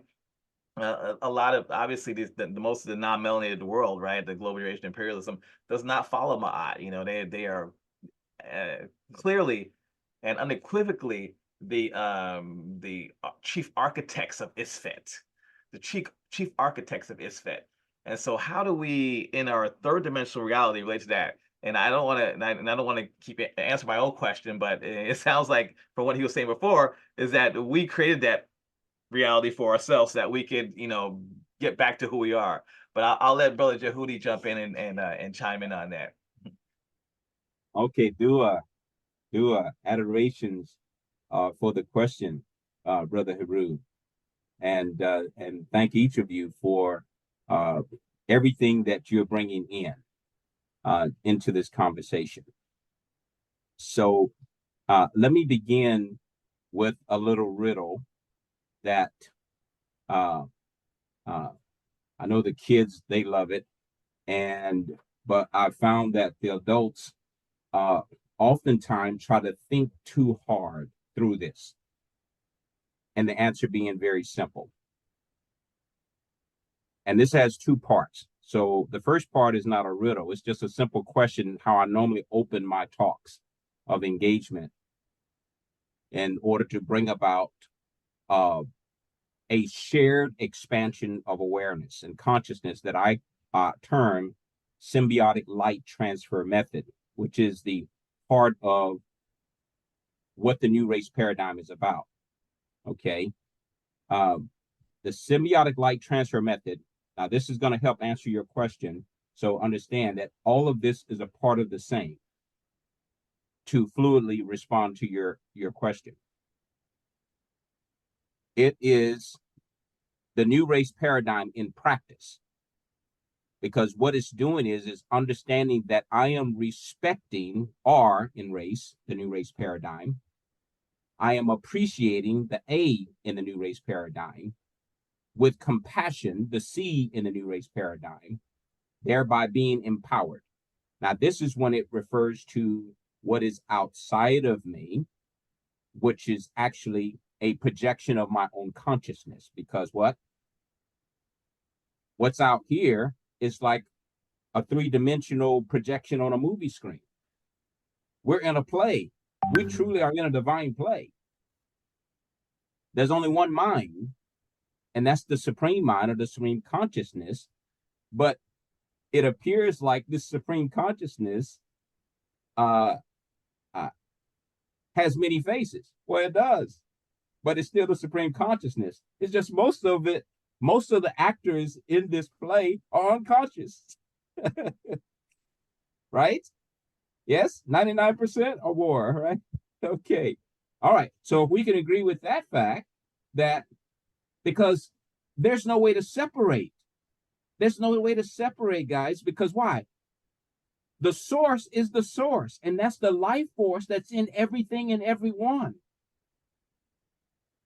You can't separate it. There's no way if you are separated, then okay, then you haven't come to terms with there's only one supreme entity that is the sole screenwriter of the whole play. You got to come to terms with that first. You got to come to terms with that first. And upon realizing that, and the only way you're going to come to that is that you got to go black to get back to who you are. How you going to do that? You got to go in the real IQ, the inner quest, the immortal quest, and whatever spiritual practice or discipline you have. But you got to go in to realize that. Okay? So then when you discover that there's only one source, there's only one screenwriter, and that screenwriter is projected out as a play of props and people, most of which are unconscious of their godhood, of their true identity. So they feel separated from who they really are. So they're going to act out in an un-Ma'atian way. That's their job. That's their role as an actor, and they're getting an Academy Award for it. Come on now, y'all got to give them an Academy Award because they do it. Listen, they totally embody un-Ma'at. But that's the supreme being in the form of the dominant society called Europeans. Okay, that think they're controlling the planet. But I'm gonna provide you a different perspective now that empowers you by aligning with your star power, which is the source from which all these paradigms come from. And what I'm saying to you is that if you understand that you are the source from which everything is, then there isn't anything outside of you that is not from you. Therefore, you need to get into a place of understand, okay, now, so how do I make peace with that? What's going on with that? The only way you're going to make peace with that, what you think is that, is because you haven't made peace with yourself. And that's what the new race paradigm is about. Remember, soulin, S-O-U-L-I-N.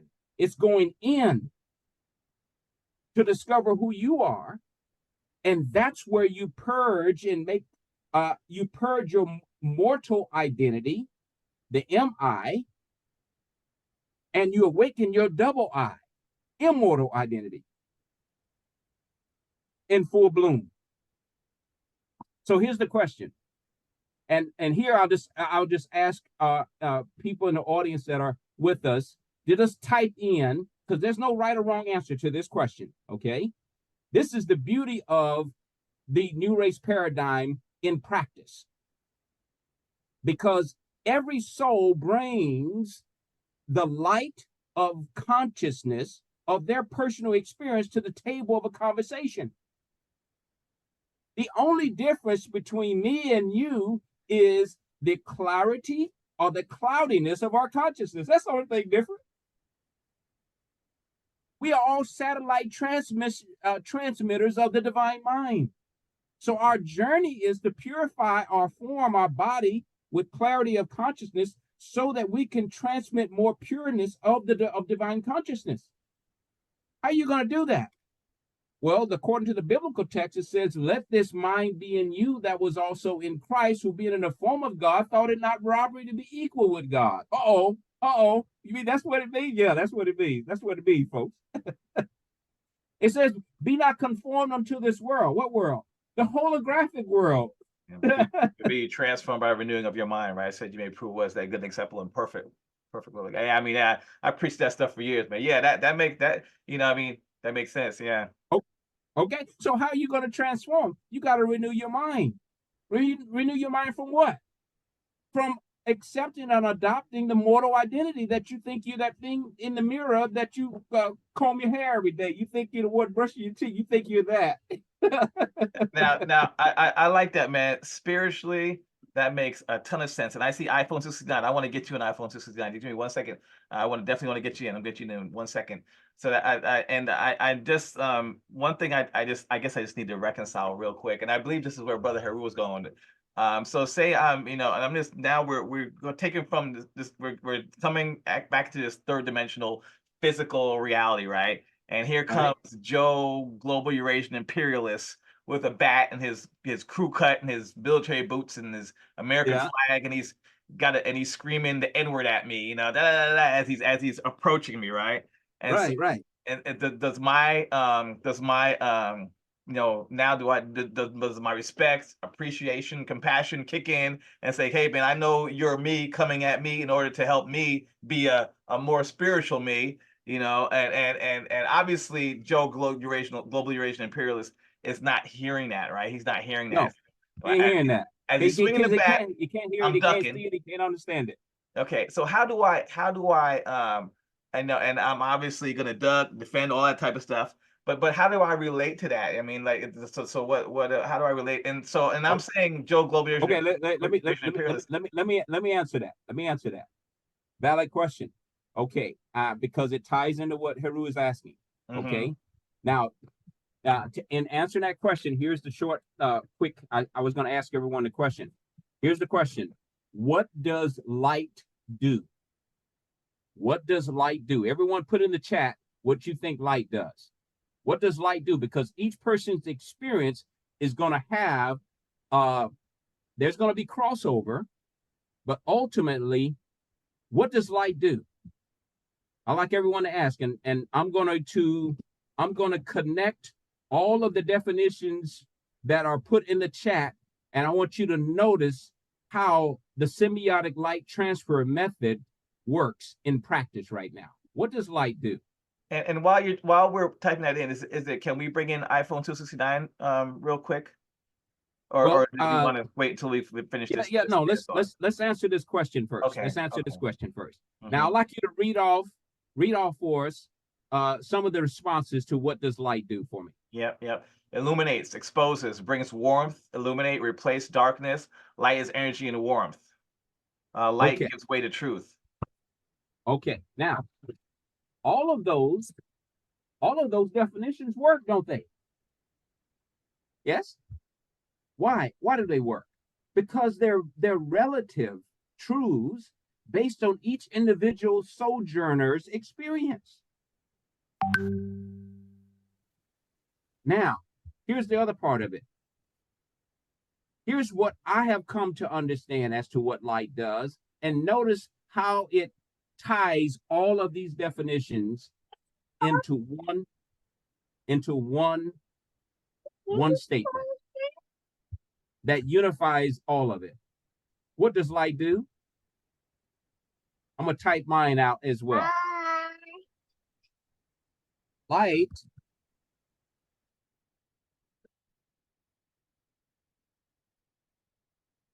reveals what is already present. Oh, I think I sent that to an individual, not to the group. One moment. Let me redo that. This was a message to me privately. Okay, here we go. All right, reveals. Okay, that should have went to everyone.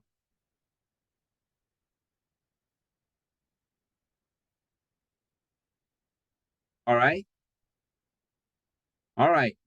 There's another one. That light gives way to truth. Indeed, disperses darkness. I love it. I love it. I love it. You see how all these definitions are connected to reveals what is already present? It exposes what is in the dark. It brings forth consciousness. It disperses darkness. Light gives way to truth, disperses darkness. Let me ask you a question. Can light and darkness coexist? You walk into a dark room and you flip the light on. Where does darkness go? Darkness takes off. It has to flee. Okay.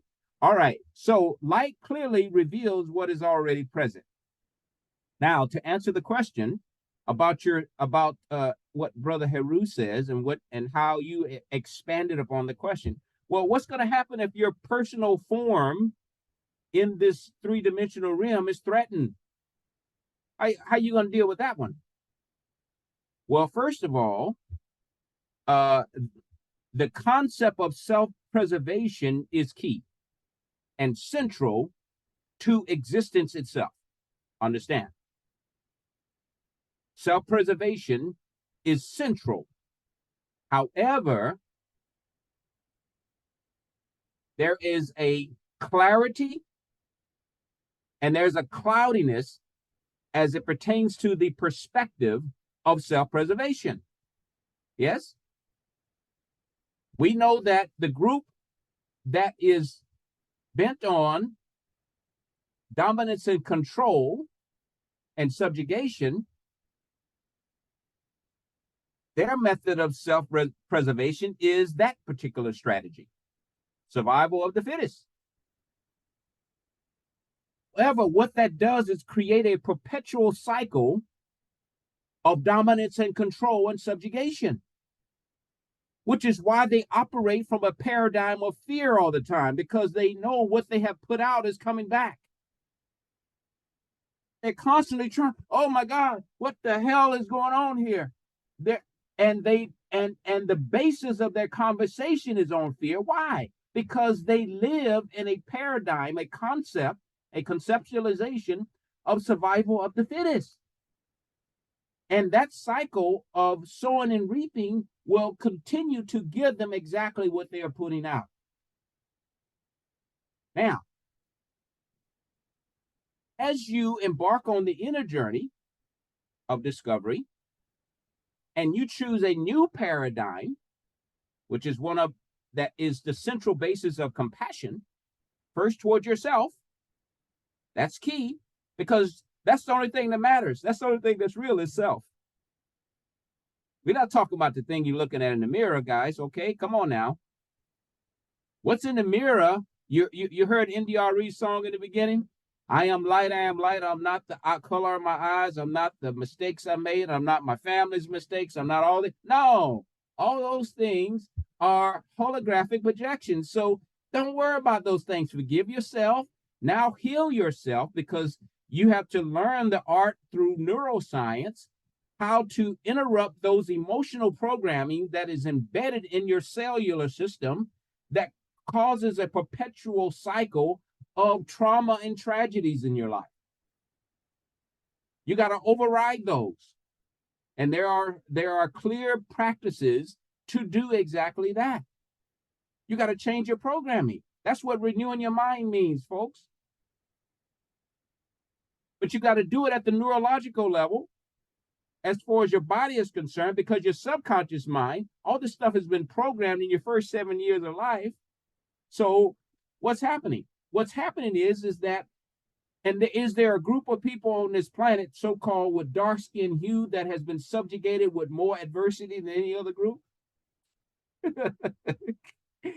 And yet, look at the stars that have been created in every industry of the planet as a result of the adversity. Come on now. Okay? The adversity and the intensity of the heat as what has magnified our extraordinary feats, because we knew we had to be better then. So it brought out the better then, which means we had to have a focus that made us tap into our immortal nature. Everybody feeling that?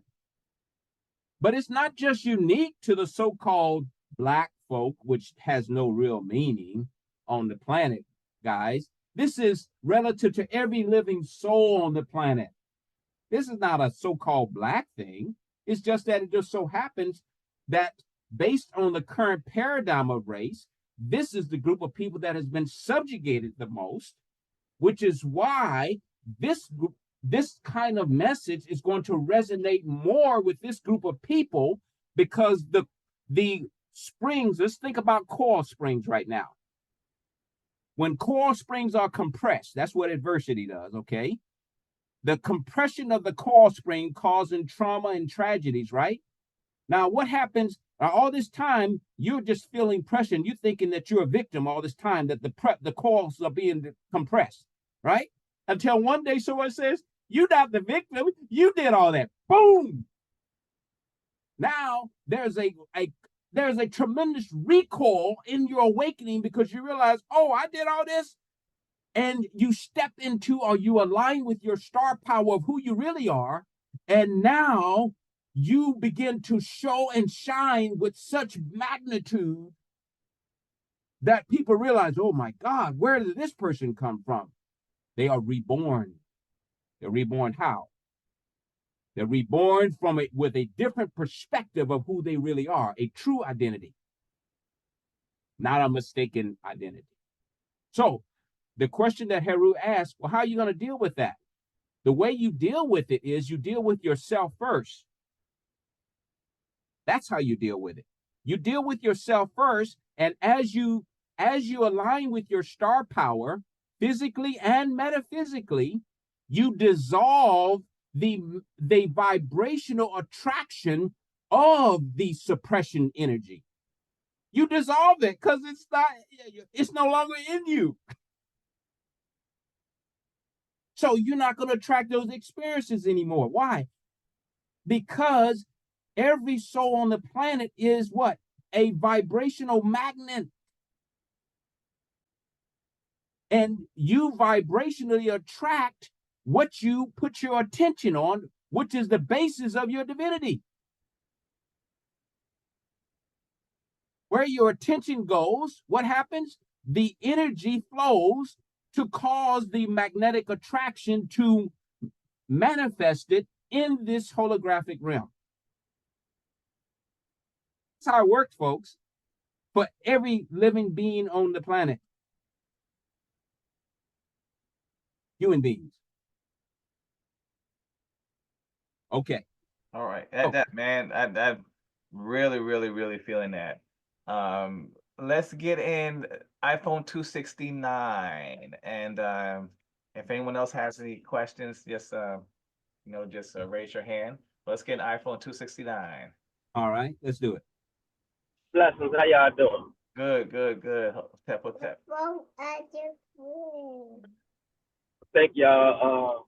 The host actually sent me a message this morning. Hold on, wait a minute. You said iPhone 269. I can't hear the young lady there. I see her. I see her lips moving. Well, I was hearing There's another voice I was hearing. Okay. Okay. So we're gonna unmute 269 so we can hear her now. Okay, let's see if we can hear her voice. Go ahead, sister. I'm not sure, but I can't tell. Are you unmuting me? I'm Carlos. Oh, wait a minute. Okay. That's 269. Oh, that's a brother over there. Go ahead, brother. Go, pour some light over here. Okay. Foremost, I want to thank the host for inviting me today, because I haven't been on here in a while. But I see why I'm supposed to be here today. I promise you. One, everything that you are, I would say, preaching is what I know and what I believe. As a man thinketh in his heart, so is he. Whatever is inside you, we're supposed to. There's a command that Jesus said, or Yahshua said. He says that you are commanded, or you're supposed to now only show love. If love is in you, you're going to attract nothing but. Not saying that outside forces won't try to mess up your being. However, it can't, because the light that you are, it's got to disperse everything away from you. It says in the Bible, it says, let your light so shine among men that they may see your. Oh, your camera frozen there. Everything that you said today, look, empowered me that much more for what I know. Mm-hmm. Listening to you was just like looking at to myself. And this is how I know I was supposed to be here, because everything that you just said, we are the main characters of this story. Your life. You are the star. Your story. But you are the star. And what That's I tell people, you're the main character of your story. So what that means is everybody else is a cast member of your story. That's right. They're only here to help you push, but you're here to help them push to be the best them that they can be for the world.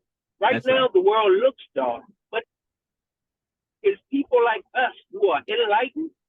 You were speaking about people the oppressed people of this world, the most oppressed. They're like coal. A piece of coal only goes through pressure, but what comes out of that piece of coal is a diamond for light.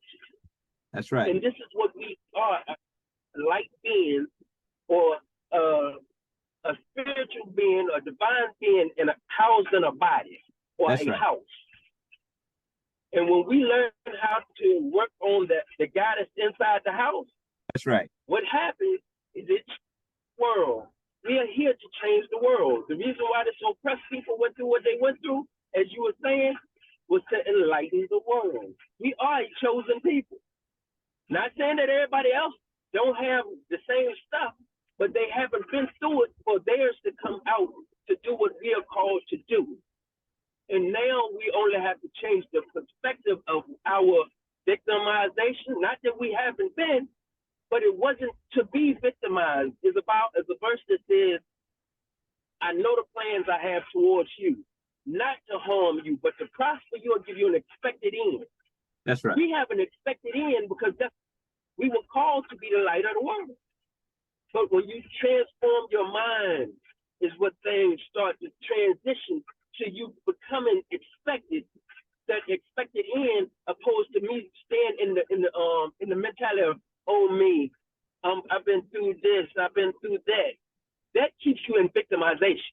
That's But right. when your mind starts seeing that, man, life is perfect, but you have to start seeing life as the perfection that it is, it transitions to become what it's supposed to be. So let me step right in there, brother. Let me step right in. Become, Yeah, let me step in right there where you are. Right there. Perfect. Awesome. Dua, which means adorations to the divine presence. You have uttered all truth there. And this is what I mean by the semiotic light transfer method. Notice this brother projected the light of his consciousness in this room, and you see how it aligned with the truth of the topic and expanded upon it. So when we can respect each sojourner's perspective, okay, that right there engenders a bonding relationship. You feel the bonding that it's creating? Instead of me as what appears to be an entity in a uniform, saying, no, I'm in charge, I'm the one doing the lecture here. No, it doesn't work that way, people, okay? There's only one teacher, and that is the divine mind, right?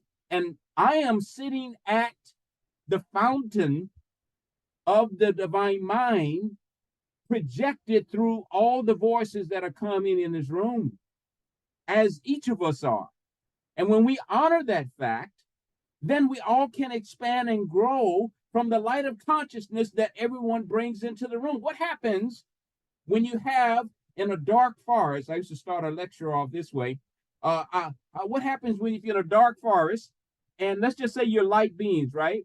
And you have beams of light that are coming from remote parts of a dark jungle. And now we are all trekking to one common place. And you're looking from up high, and you're seeing all these light entities traveling. And when one arrives at this central place, it has a certain amount of light. And then another arrives, the light expands and expands and expands. The darkness flees as the light enters the room, people. The light is a frequency or a vibration that the darkness or the dark energy or the low vibration or the unconsciousness cannot remain. So you have to align with your star power first. Then you will see the effects in your world, in your screenplay, outside of you. Your cast members will start to change around you, okay? You'll see it change around you. All your cast members, you'll say, oh, damn, what's going on here? That's because your thinking's changed. That's why your world's changing. Okay, so what does stardom mean? I was about to give you that. So we talked about star, soul that alters reality. What you respect and you revere everything as a divine presence, right? Okay. So as you hold that state of consciousness that everything is divine, although it may appear not to be, it still is divine. Why? Because we are all prompts and people in the dream of the divine or the supreme being. Just like when you and I have a dream at night, all the characters and prompts in our dream world came from one mind. We are the characters in the dream of the supreme being, folks. And in the dream of the supreme being, we're in the journey of waking up that we're having the dream. Okay, now, so what is DOM on stardom? Dominion over matter. So when you align with your star power, then you step into your stardom as the main person in your play. That now you have stepped into the power of dominion over matter. How's that feel? That's another acrogram in the book. You got to, everyone's got to get a copy of that. Okay, so here we go. Here's the riddle, and then we go to the next question. Or you want to go to the next question first, brother? No, let's do the riddle first. Okay. What is the beginning of end? What is the end of time? And what is the beginning of everything? Post that in the chat for me. What is the beginning of end? What is the end of time? And what is the beginning of everything?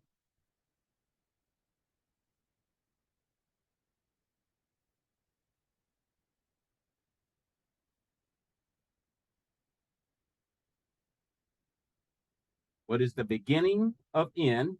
I'm going to type the question in. What is the beginning of end? What is the end of time? And what is the beginning of everything?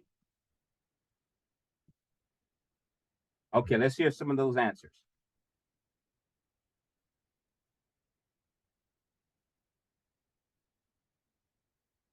The beginning of end, the end of time,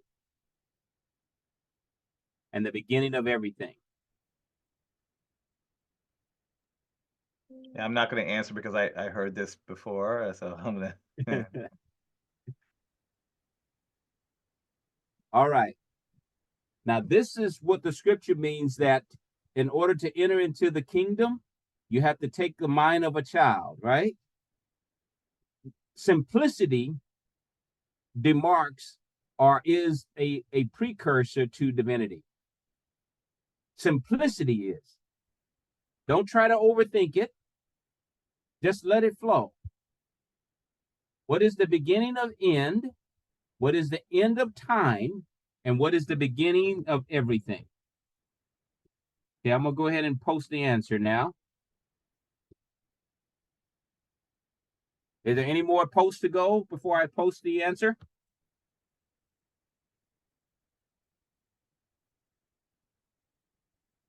Okay.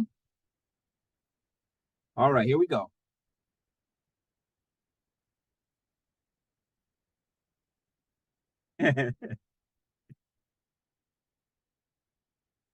Everybody see that? The letter E. The letter E is the beginning of end. The letter E is the end of time. And the letter E is the beginning of everything. Look how simple that is, right? Now check this out. That letter E is the symbol in the equation of relativity. Check this out. E equals MC. See, how can I do a square symbol? I'm just going to write out square. M times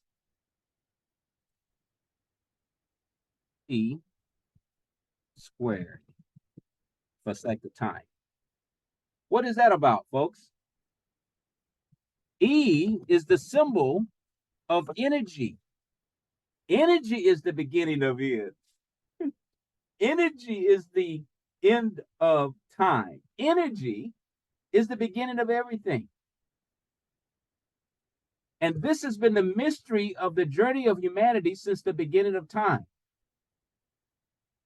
The attempt to understand the origin of everything. A myriad of spiritual practices and disciplines and scientific studies and disciplines, everything. But now this theory is no longer a theory because it's been proven by quantum physics and quantum psychology that this is a fact now. In fact, there's another law referred to as thermodynamics that says that energy cannot be created or destroyed. Well, there's only one entity, get this, another E, that fits that description.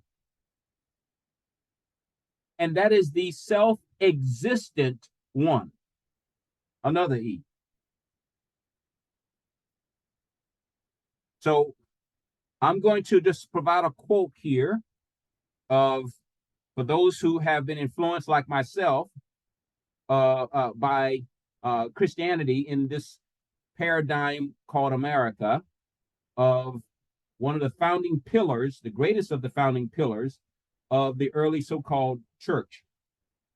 His name was St. Augustine. Some call him St. Augustine. He lived between 354 and 432 AD. 354 and 432 AD. Here's what he said. That which is called the Christian religion existed among the ancients, and it never did not exist from the beginning of time until the time Christ came in the flesh, at which time the true religion, which had already been in existence, began to be called Christianity. So what that says, St. Augustine understood, an African, Northern Africa was where his influence was. He understood that that which is called Christianity is nothing more than a rebranding or a refashioning of an ancient, more ancient practice of spirituality. How about that? For those of us who have, like myself, had in our early years, the influence of Christianity. Any other questions in the group? I don't see any more questions. Just it's like a little after 1 right now. There's still a lot of people still hanging out. So apparently everyone is, as I am, really enjoying this. This is very insightful and very very informative. So yeah, but I see some thumbs up. So yeah, we're really really enjoying this this message. So I don't see any more questions. Hold on a second. Let me make sure. Nope. Just people just giving us good emojis. We're getting really a lot of good emojis here. So yeah. Mm-hmm. Absolutely. So let's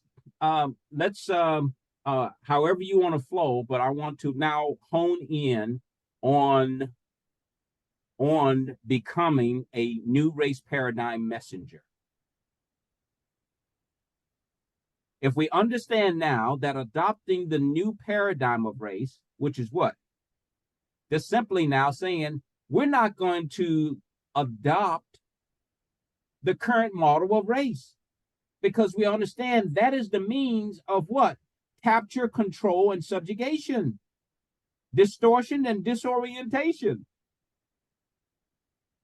So if you're going to adopt that paradigm, then you're still going to be in the trap of ignorance of your true identity.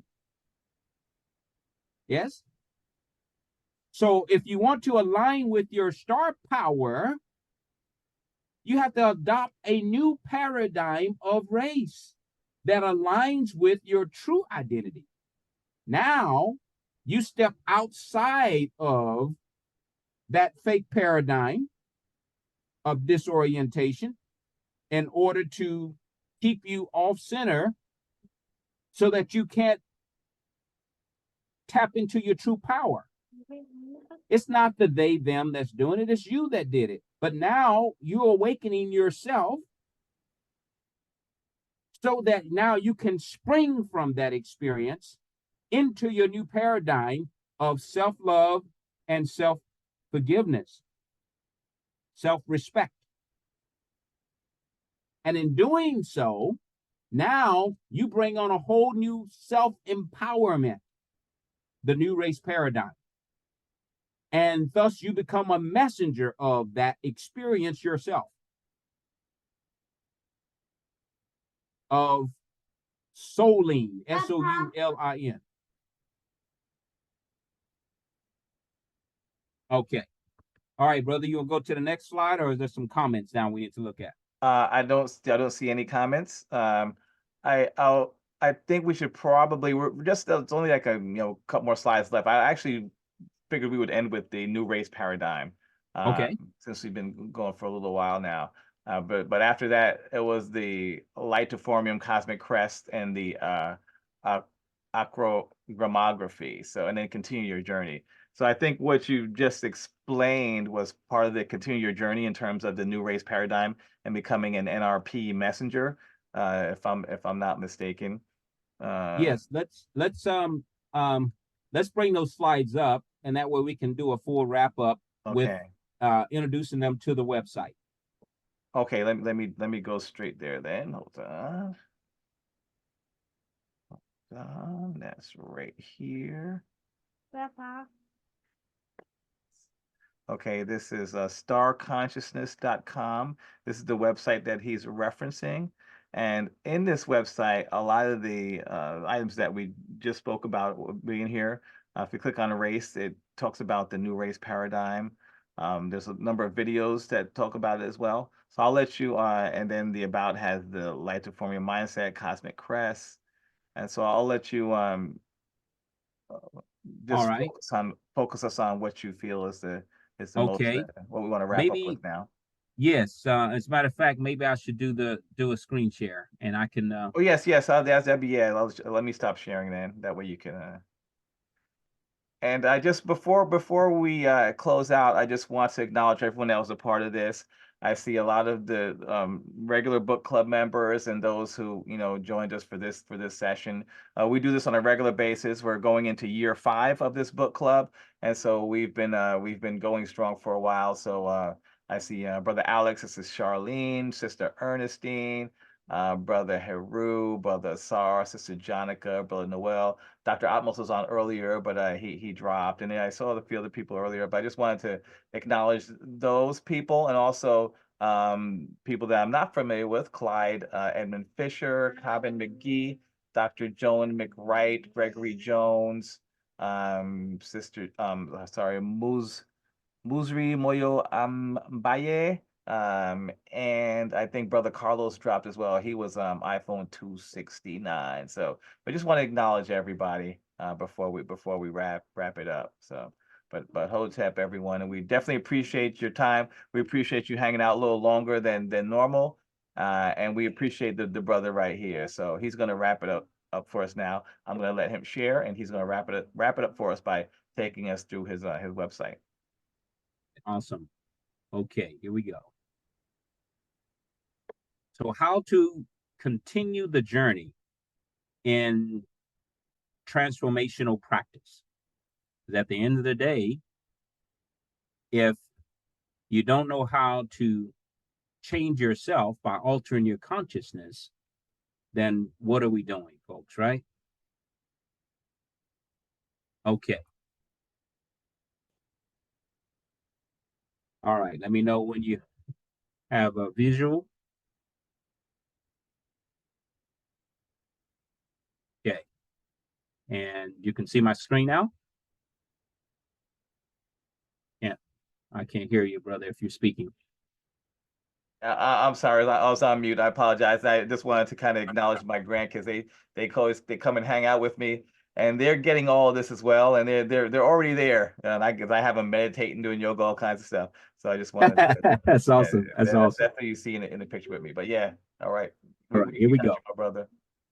All right. So starconsciousness.com is exactly what this is about. Becoming star conscious, as we've provided here, is a literal, that is physical in that it provides you a pathway, as we state here, where our genetic ancestry, you take your genetic ancestry as far back as you can in your human existence, but then you will see the influence of your genetic ancestry, and you will see that it points to your celestial heritage, thus metaphysical, because now you're pointing to your celestial heritage, as we just saw in 60 minutes. So you have to take it from there to, well, where do the stars come from? The stars are pointing you to your true identity. The star is not the end all. So let's be clear. Becoming star conscious means understand that the star consciousness knows its origin in the purest form. Okay, so that's what star consciousness is about. So the home page here is shown, and this tab across the top here is how you can get a copy of your ebook, How to Align with My Star Power. There you go. And I ask of you to, and our sister, Dr. Cartwright, actually is the first to actually provide a review here. Dr. Cartwright, who joined us, she's the first to provide us a review. And I'd love for each of you that have a copy of it to provide a review. And then also, too, this is another option that you can choose, our t-shirts to support the initiative of being an NRP messenger. Okay. All right. So now we're going to go to questions. This is going to speak to the origin of the observance of what we call time, another acrogram, temporary indicators measuring eternity. Okay, so be sure when you go here to click on what year is it really, and you'll be able to see the history of about the discovery or the unearthing of artifacts that show that the ancient African Commetans who mapped their physical realm based on the constellation of the stars and planets, the star systems, they literally mirrored the celestial kingdom on Earth, known as the pyramid complex in modern Egypt today. Okay, so that's what that's about. Race is where you're going to find the explanation of the origin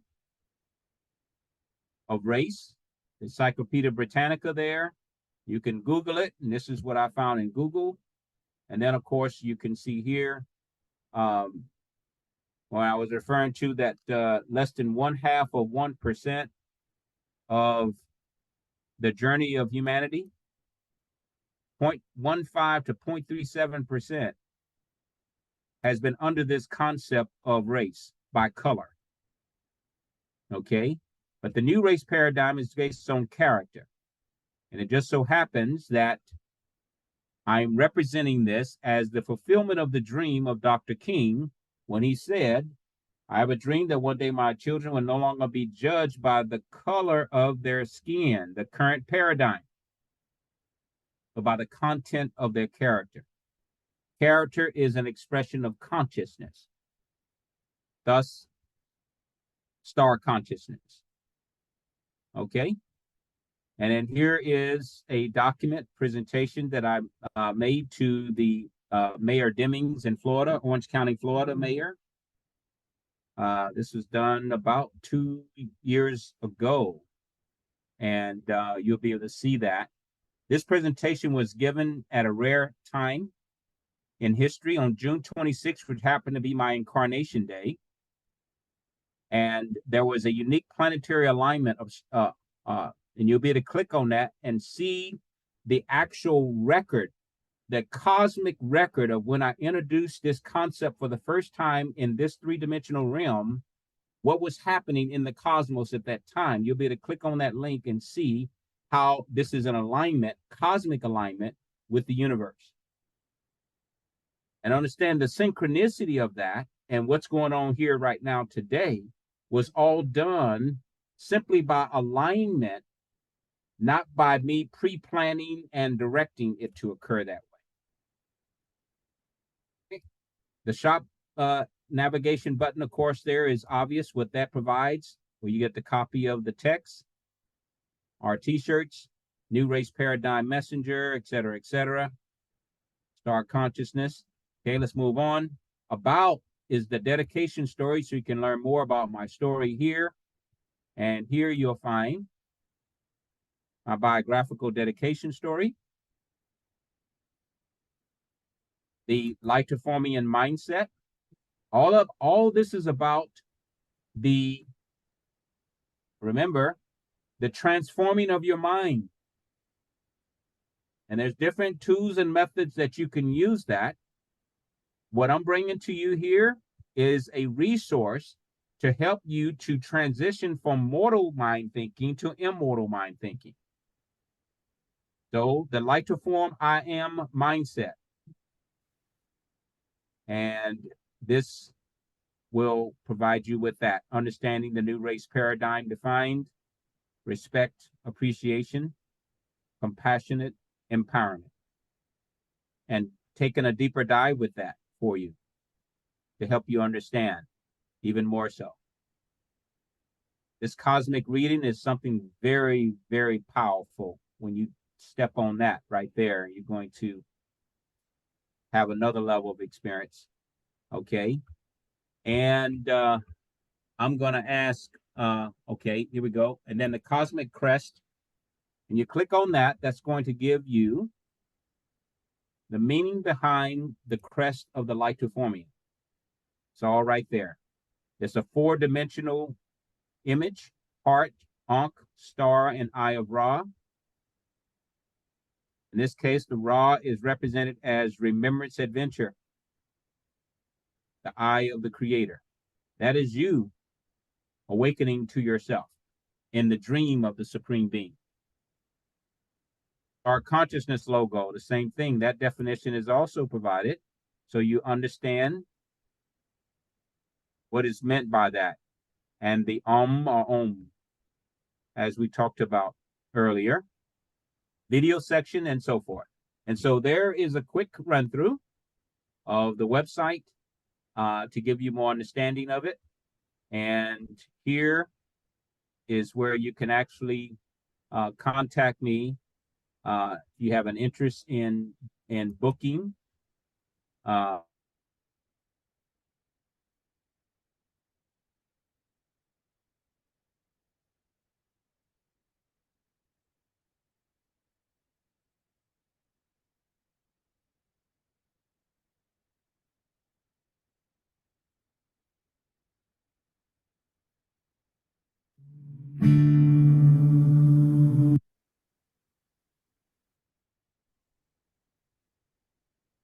Is he still talking? He just went on mute.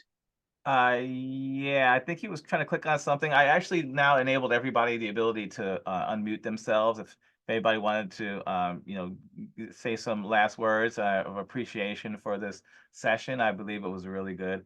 I got a lot out of it. It has opened my mind to some new and interesting concepts. I believe there's probably some more we need to unpack. So I would definitely like to do a kind of a part 2 of this, if you will, and bring it back again at a later date to talk about some more stuff. But I really, really, really enjoyed it. So big shout out to Brother Djehuty there, who's now in clear view and form.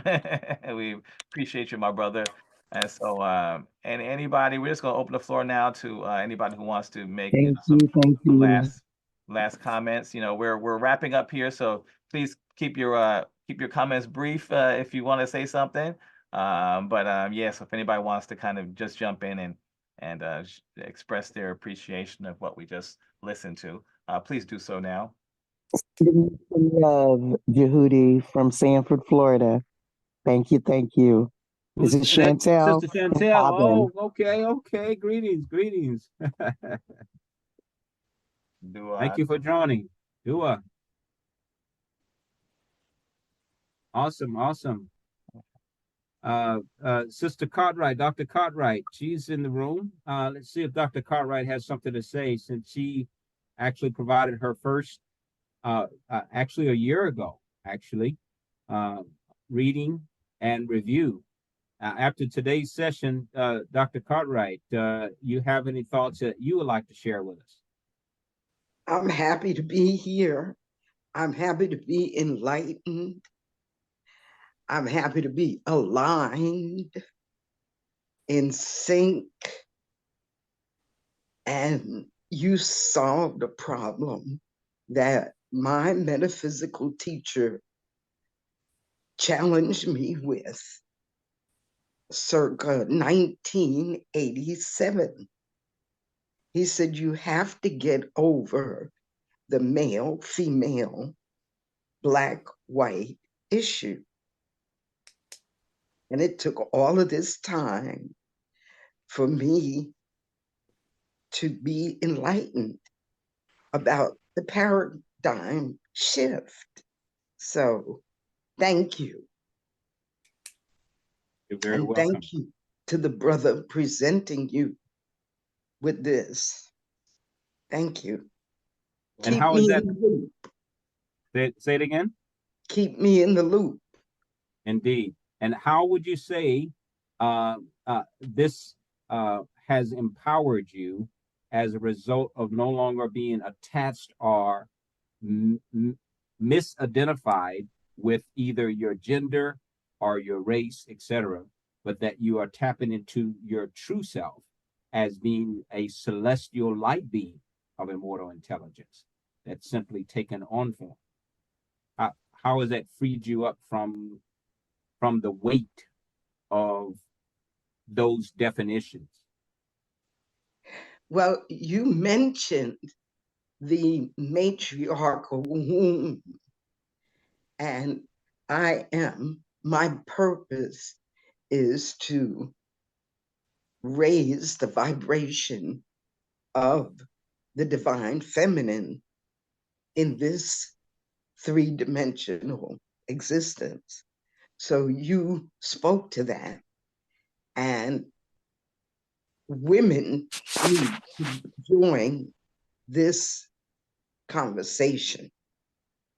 Women have been silent for millennia about their divinity and stepped aside for men to experience power. So now women have to awaken to their divine personal power. And I am a voice for that. And you have confirmed that for me. Thank you. Thank you. Thank you for sharing. Indeed. Excellent, excellent, excellent. I still see three of the queens that that give my book club kind of a lot of power are still with us. Sister Ernestine, Sister Jonica, Sister Charlene. So not sure if any of you want to chime in at all. I think I see Brother Sarah still here as well, and Brother Noel is here too, and Brother Alex. Good, good, good, good, good. Yeah. So not sure if any, because any of the book club members want to chime in at all. But we're probably going to wrap up, and we've probably got about 2 more minutes left now. So 2 more minutes, we're going to wrap it up. Okay, well, this is Sister Charlene calling from North Carolina. I'm blessed to be a part of this conversation and this ministry that's going on. Thank you so much for all the work that you're doing. I look forward to sitting down and just meditating and feeding off of the knowledge that you have imparted, and I'm grateful for this opportunity. Thank you. Thank you. Thank you for bringing your light of consciousness to the table of this conversation. Zuri Moyo Ambaye. Hope I pronounced that correctly. Zuri Moyo Ambaye. Mzuri Moyo Ambaye. Okay, I thought the M was silent. Okay, I did it wrong. Mzuri Moyo Ambaye. That happens to be my queen right there. Okay, okay. So she's muted. She's muted right now. She's okay. She'll have to unmute herself. Or can you unmute her? I just tried. There we go. There she go. Yep. Okay.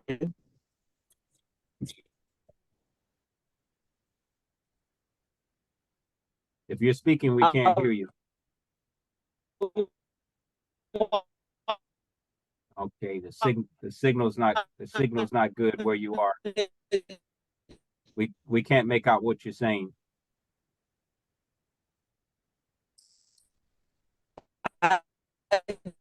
It's too. It's yeah. The signal is not coming through. To congratulate my king. Am I the only one that can't hear? I'm getting it in pieces. Okay. She wants to congratulate her king. She's talking about you. I can't hear. If you let her go for a few seconds, because I'm getting pieces of it. So I'll just re-say it. Okay.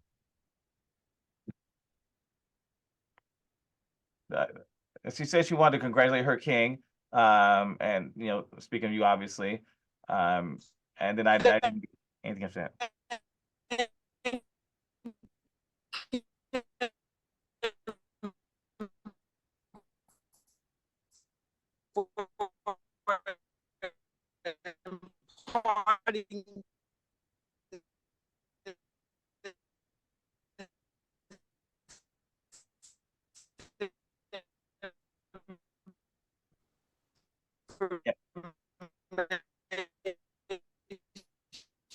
Yeah, so I've just gotten too difficult for me to understand now. So he says for imparting this I guess wisdom to us. So that's pretty much all I could make out at this point.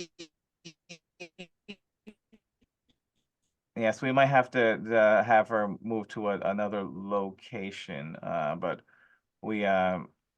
she was thanking you for her king, and also saying for imparting this wisdom.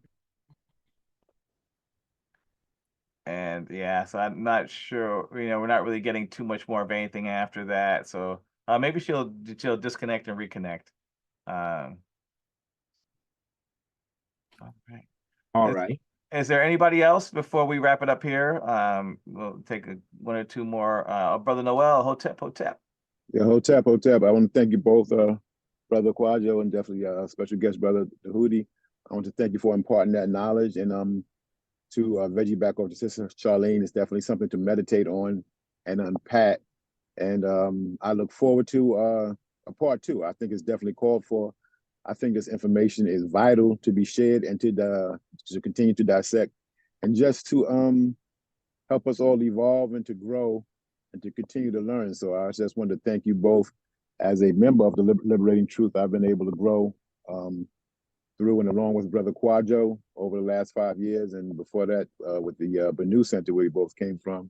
That's when I also pay homage to Brother Kamal Cambone, who helped teach us and who transitioned recently. And I think it's just, again, an interesting path, because I just love the foresight you give Brother Djehuty, and the knowledge you help to drop. And again, this is just a continuing paradigm. And it is so necessary in the times we live in, and just to help us become better versions of ourselves and into our true likeness and our true reality of God. So I just want to say thank you again, and I appreciate it to both of you. Hotep. Hotep. Yeah. Brother.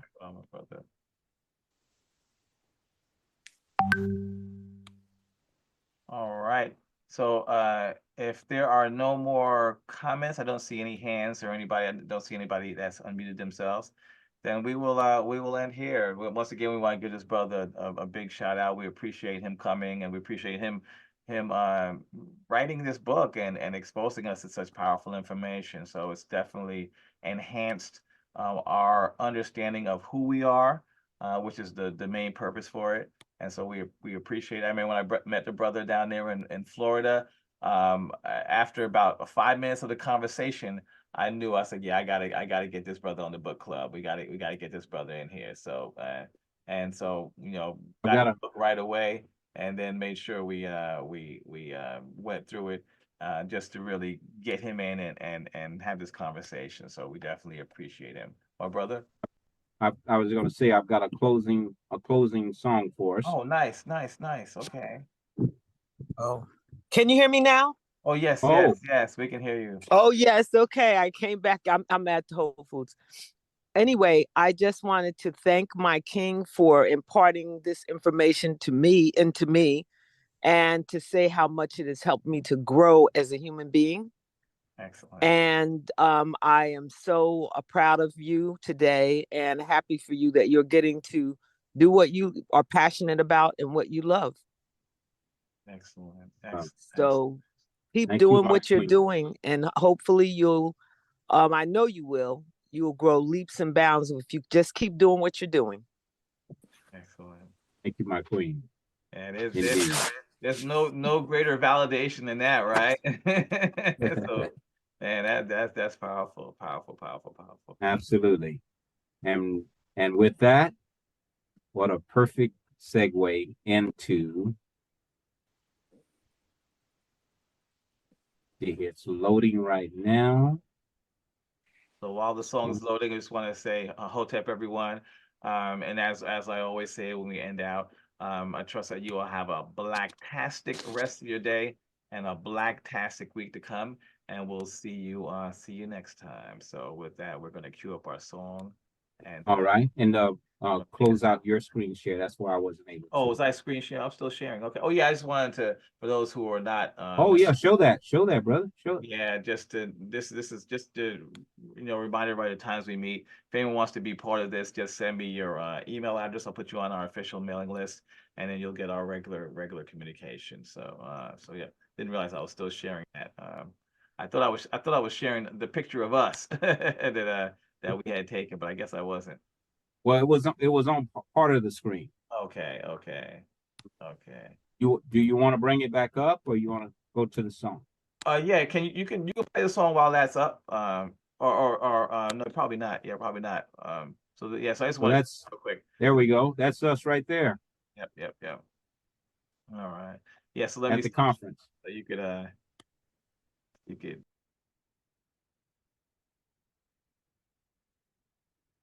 There we are. And thank you. This was a great book club session. I thank Brother Djehuty for his wise saying, and I thoroughly enjoyed this. Thank you so much. Thank you, Sister Ernestine. We appreciate you.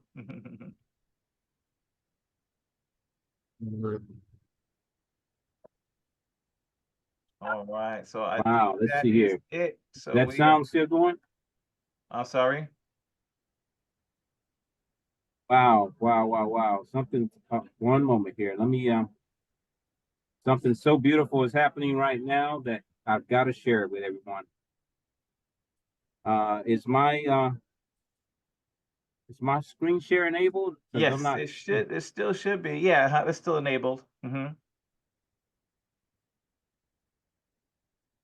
Okay, let's see here.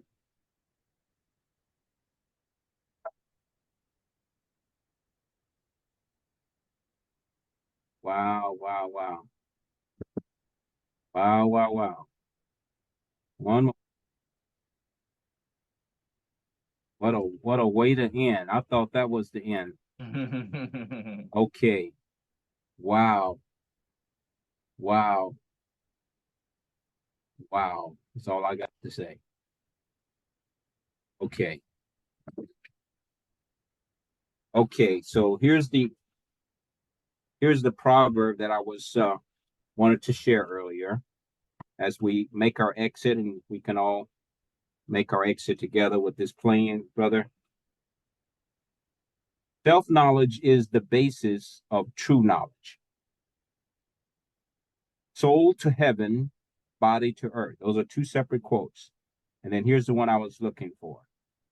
Quote, man is to become godlike through a life of virtue and the cultivation of the spirit through scientific knowledge, practice, and bodily discipline.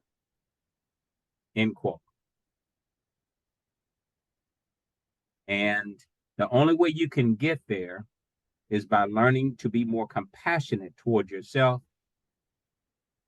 And in doing so, being compassionate toward yourself is understanding how to love and forgive yourself of what appeared to be the mistakes and the errors of your past, but were actually just the emotional weightlifting, the spiritual weightlifting to get you to where you are today. And so, in learning to forgive yourself and love yourself, you begin to experience the greatest love of all, and expand. Powerful, Wow. powerful, powerful. I was just reading the background of that song, you know, who wrote it and what it was written for. Not sure if everyone's familiar with that story. But one moment, let me turn that off. It went to the next song. One moment. Oh, you got another one. Turn that off. Okay. Oh, I went to the next song. Okay.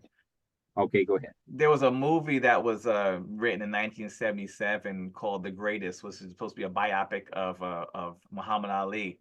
And this song was written for that movie. It was first recorded by George Benson, who made it hit #2 on the charts, and then Whitney Houston recorded it about maybe 10 years later or something like that. And then, you know, she actually brought it up to #1 in the charts.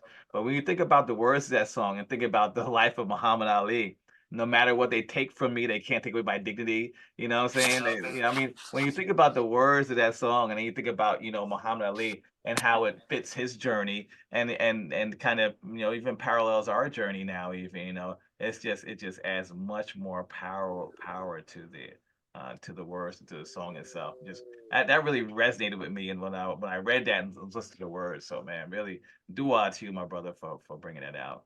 Really appreciate it. Really appreciate it. That was a kind of a light bulb moment for me. So. Well, I would like to express my gratitude and appreciation for hosting this platform and inviting me on to bring this teaching to a more expanded audience, and for you to have the insight and the foresight to understand the importance of it. I want to say thank you and dua for your servitude and understanding that, in the words of Booker T. Washington, you fit it right here. In fact, that quote is actually etched on one of the monuments in the center area at Tuskegee University. He says, if you wish to be lifted up, lift up someone else first.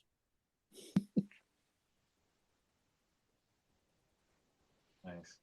We see the legacy that he's left behind based on that concept. Nice. Mm-hmm. So, understanding that when you're edifying someone else, you're actually edifying yourself, the true self. So there's no competition because only the self exists.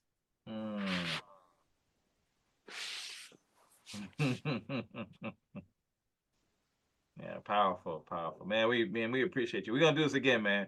We're gonna definitely do this again, man. We're gonna look at our schedules and we're gonna make it happen again really soon, man. Really soon. I think once we get this out, word gets out, you know, we distribute the recording. I think it's gonna generate you know, another large response, and we're just gonna keep this thing rolling, man. But we really appreciate you. Appreciate each and every one of you that's joined. Hotep, everyone. Dua, as I say, dua, asante sana, madase pa, you know, nagore. We say thanks in a number of different African tongues. But, you know, dua, everyone.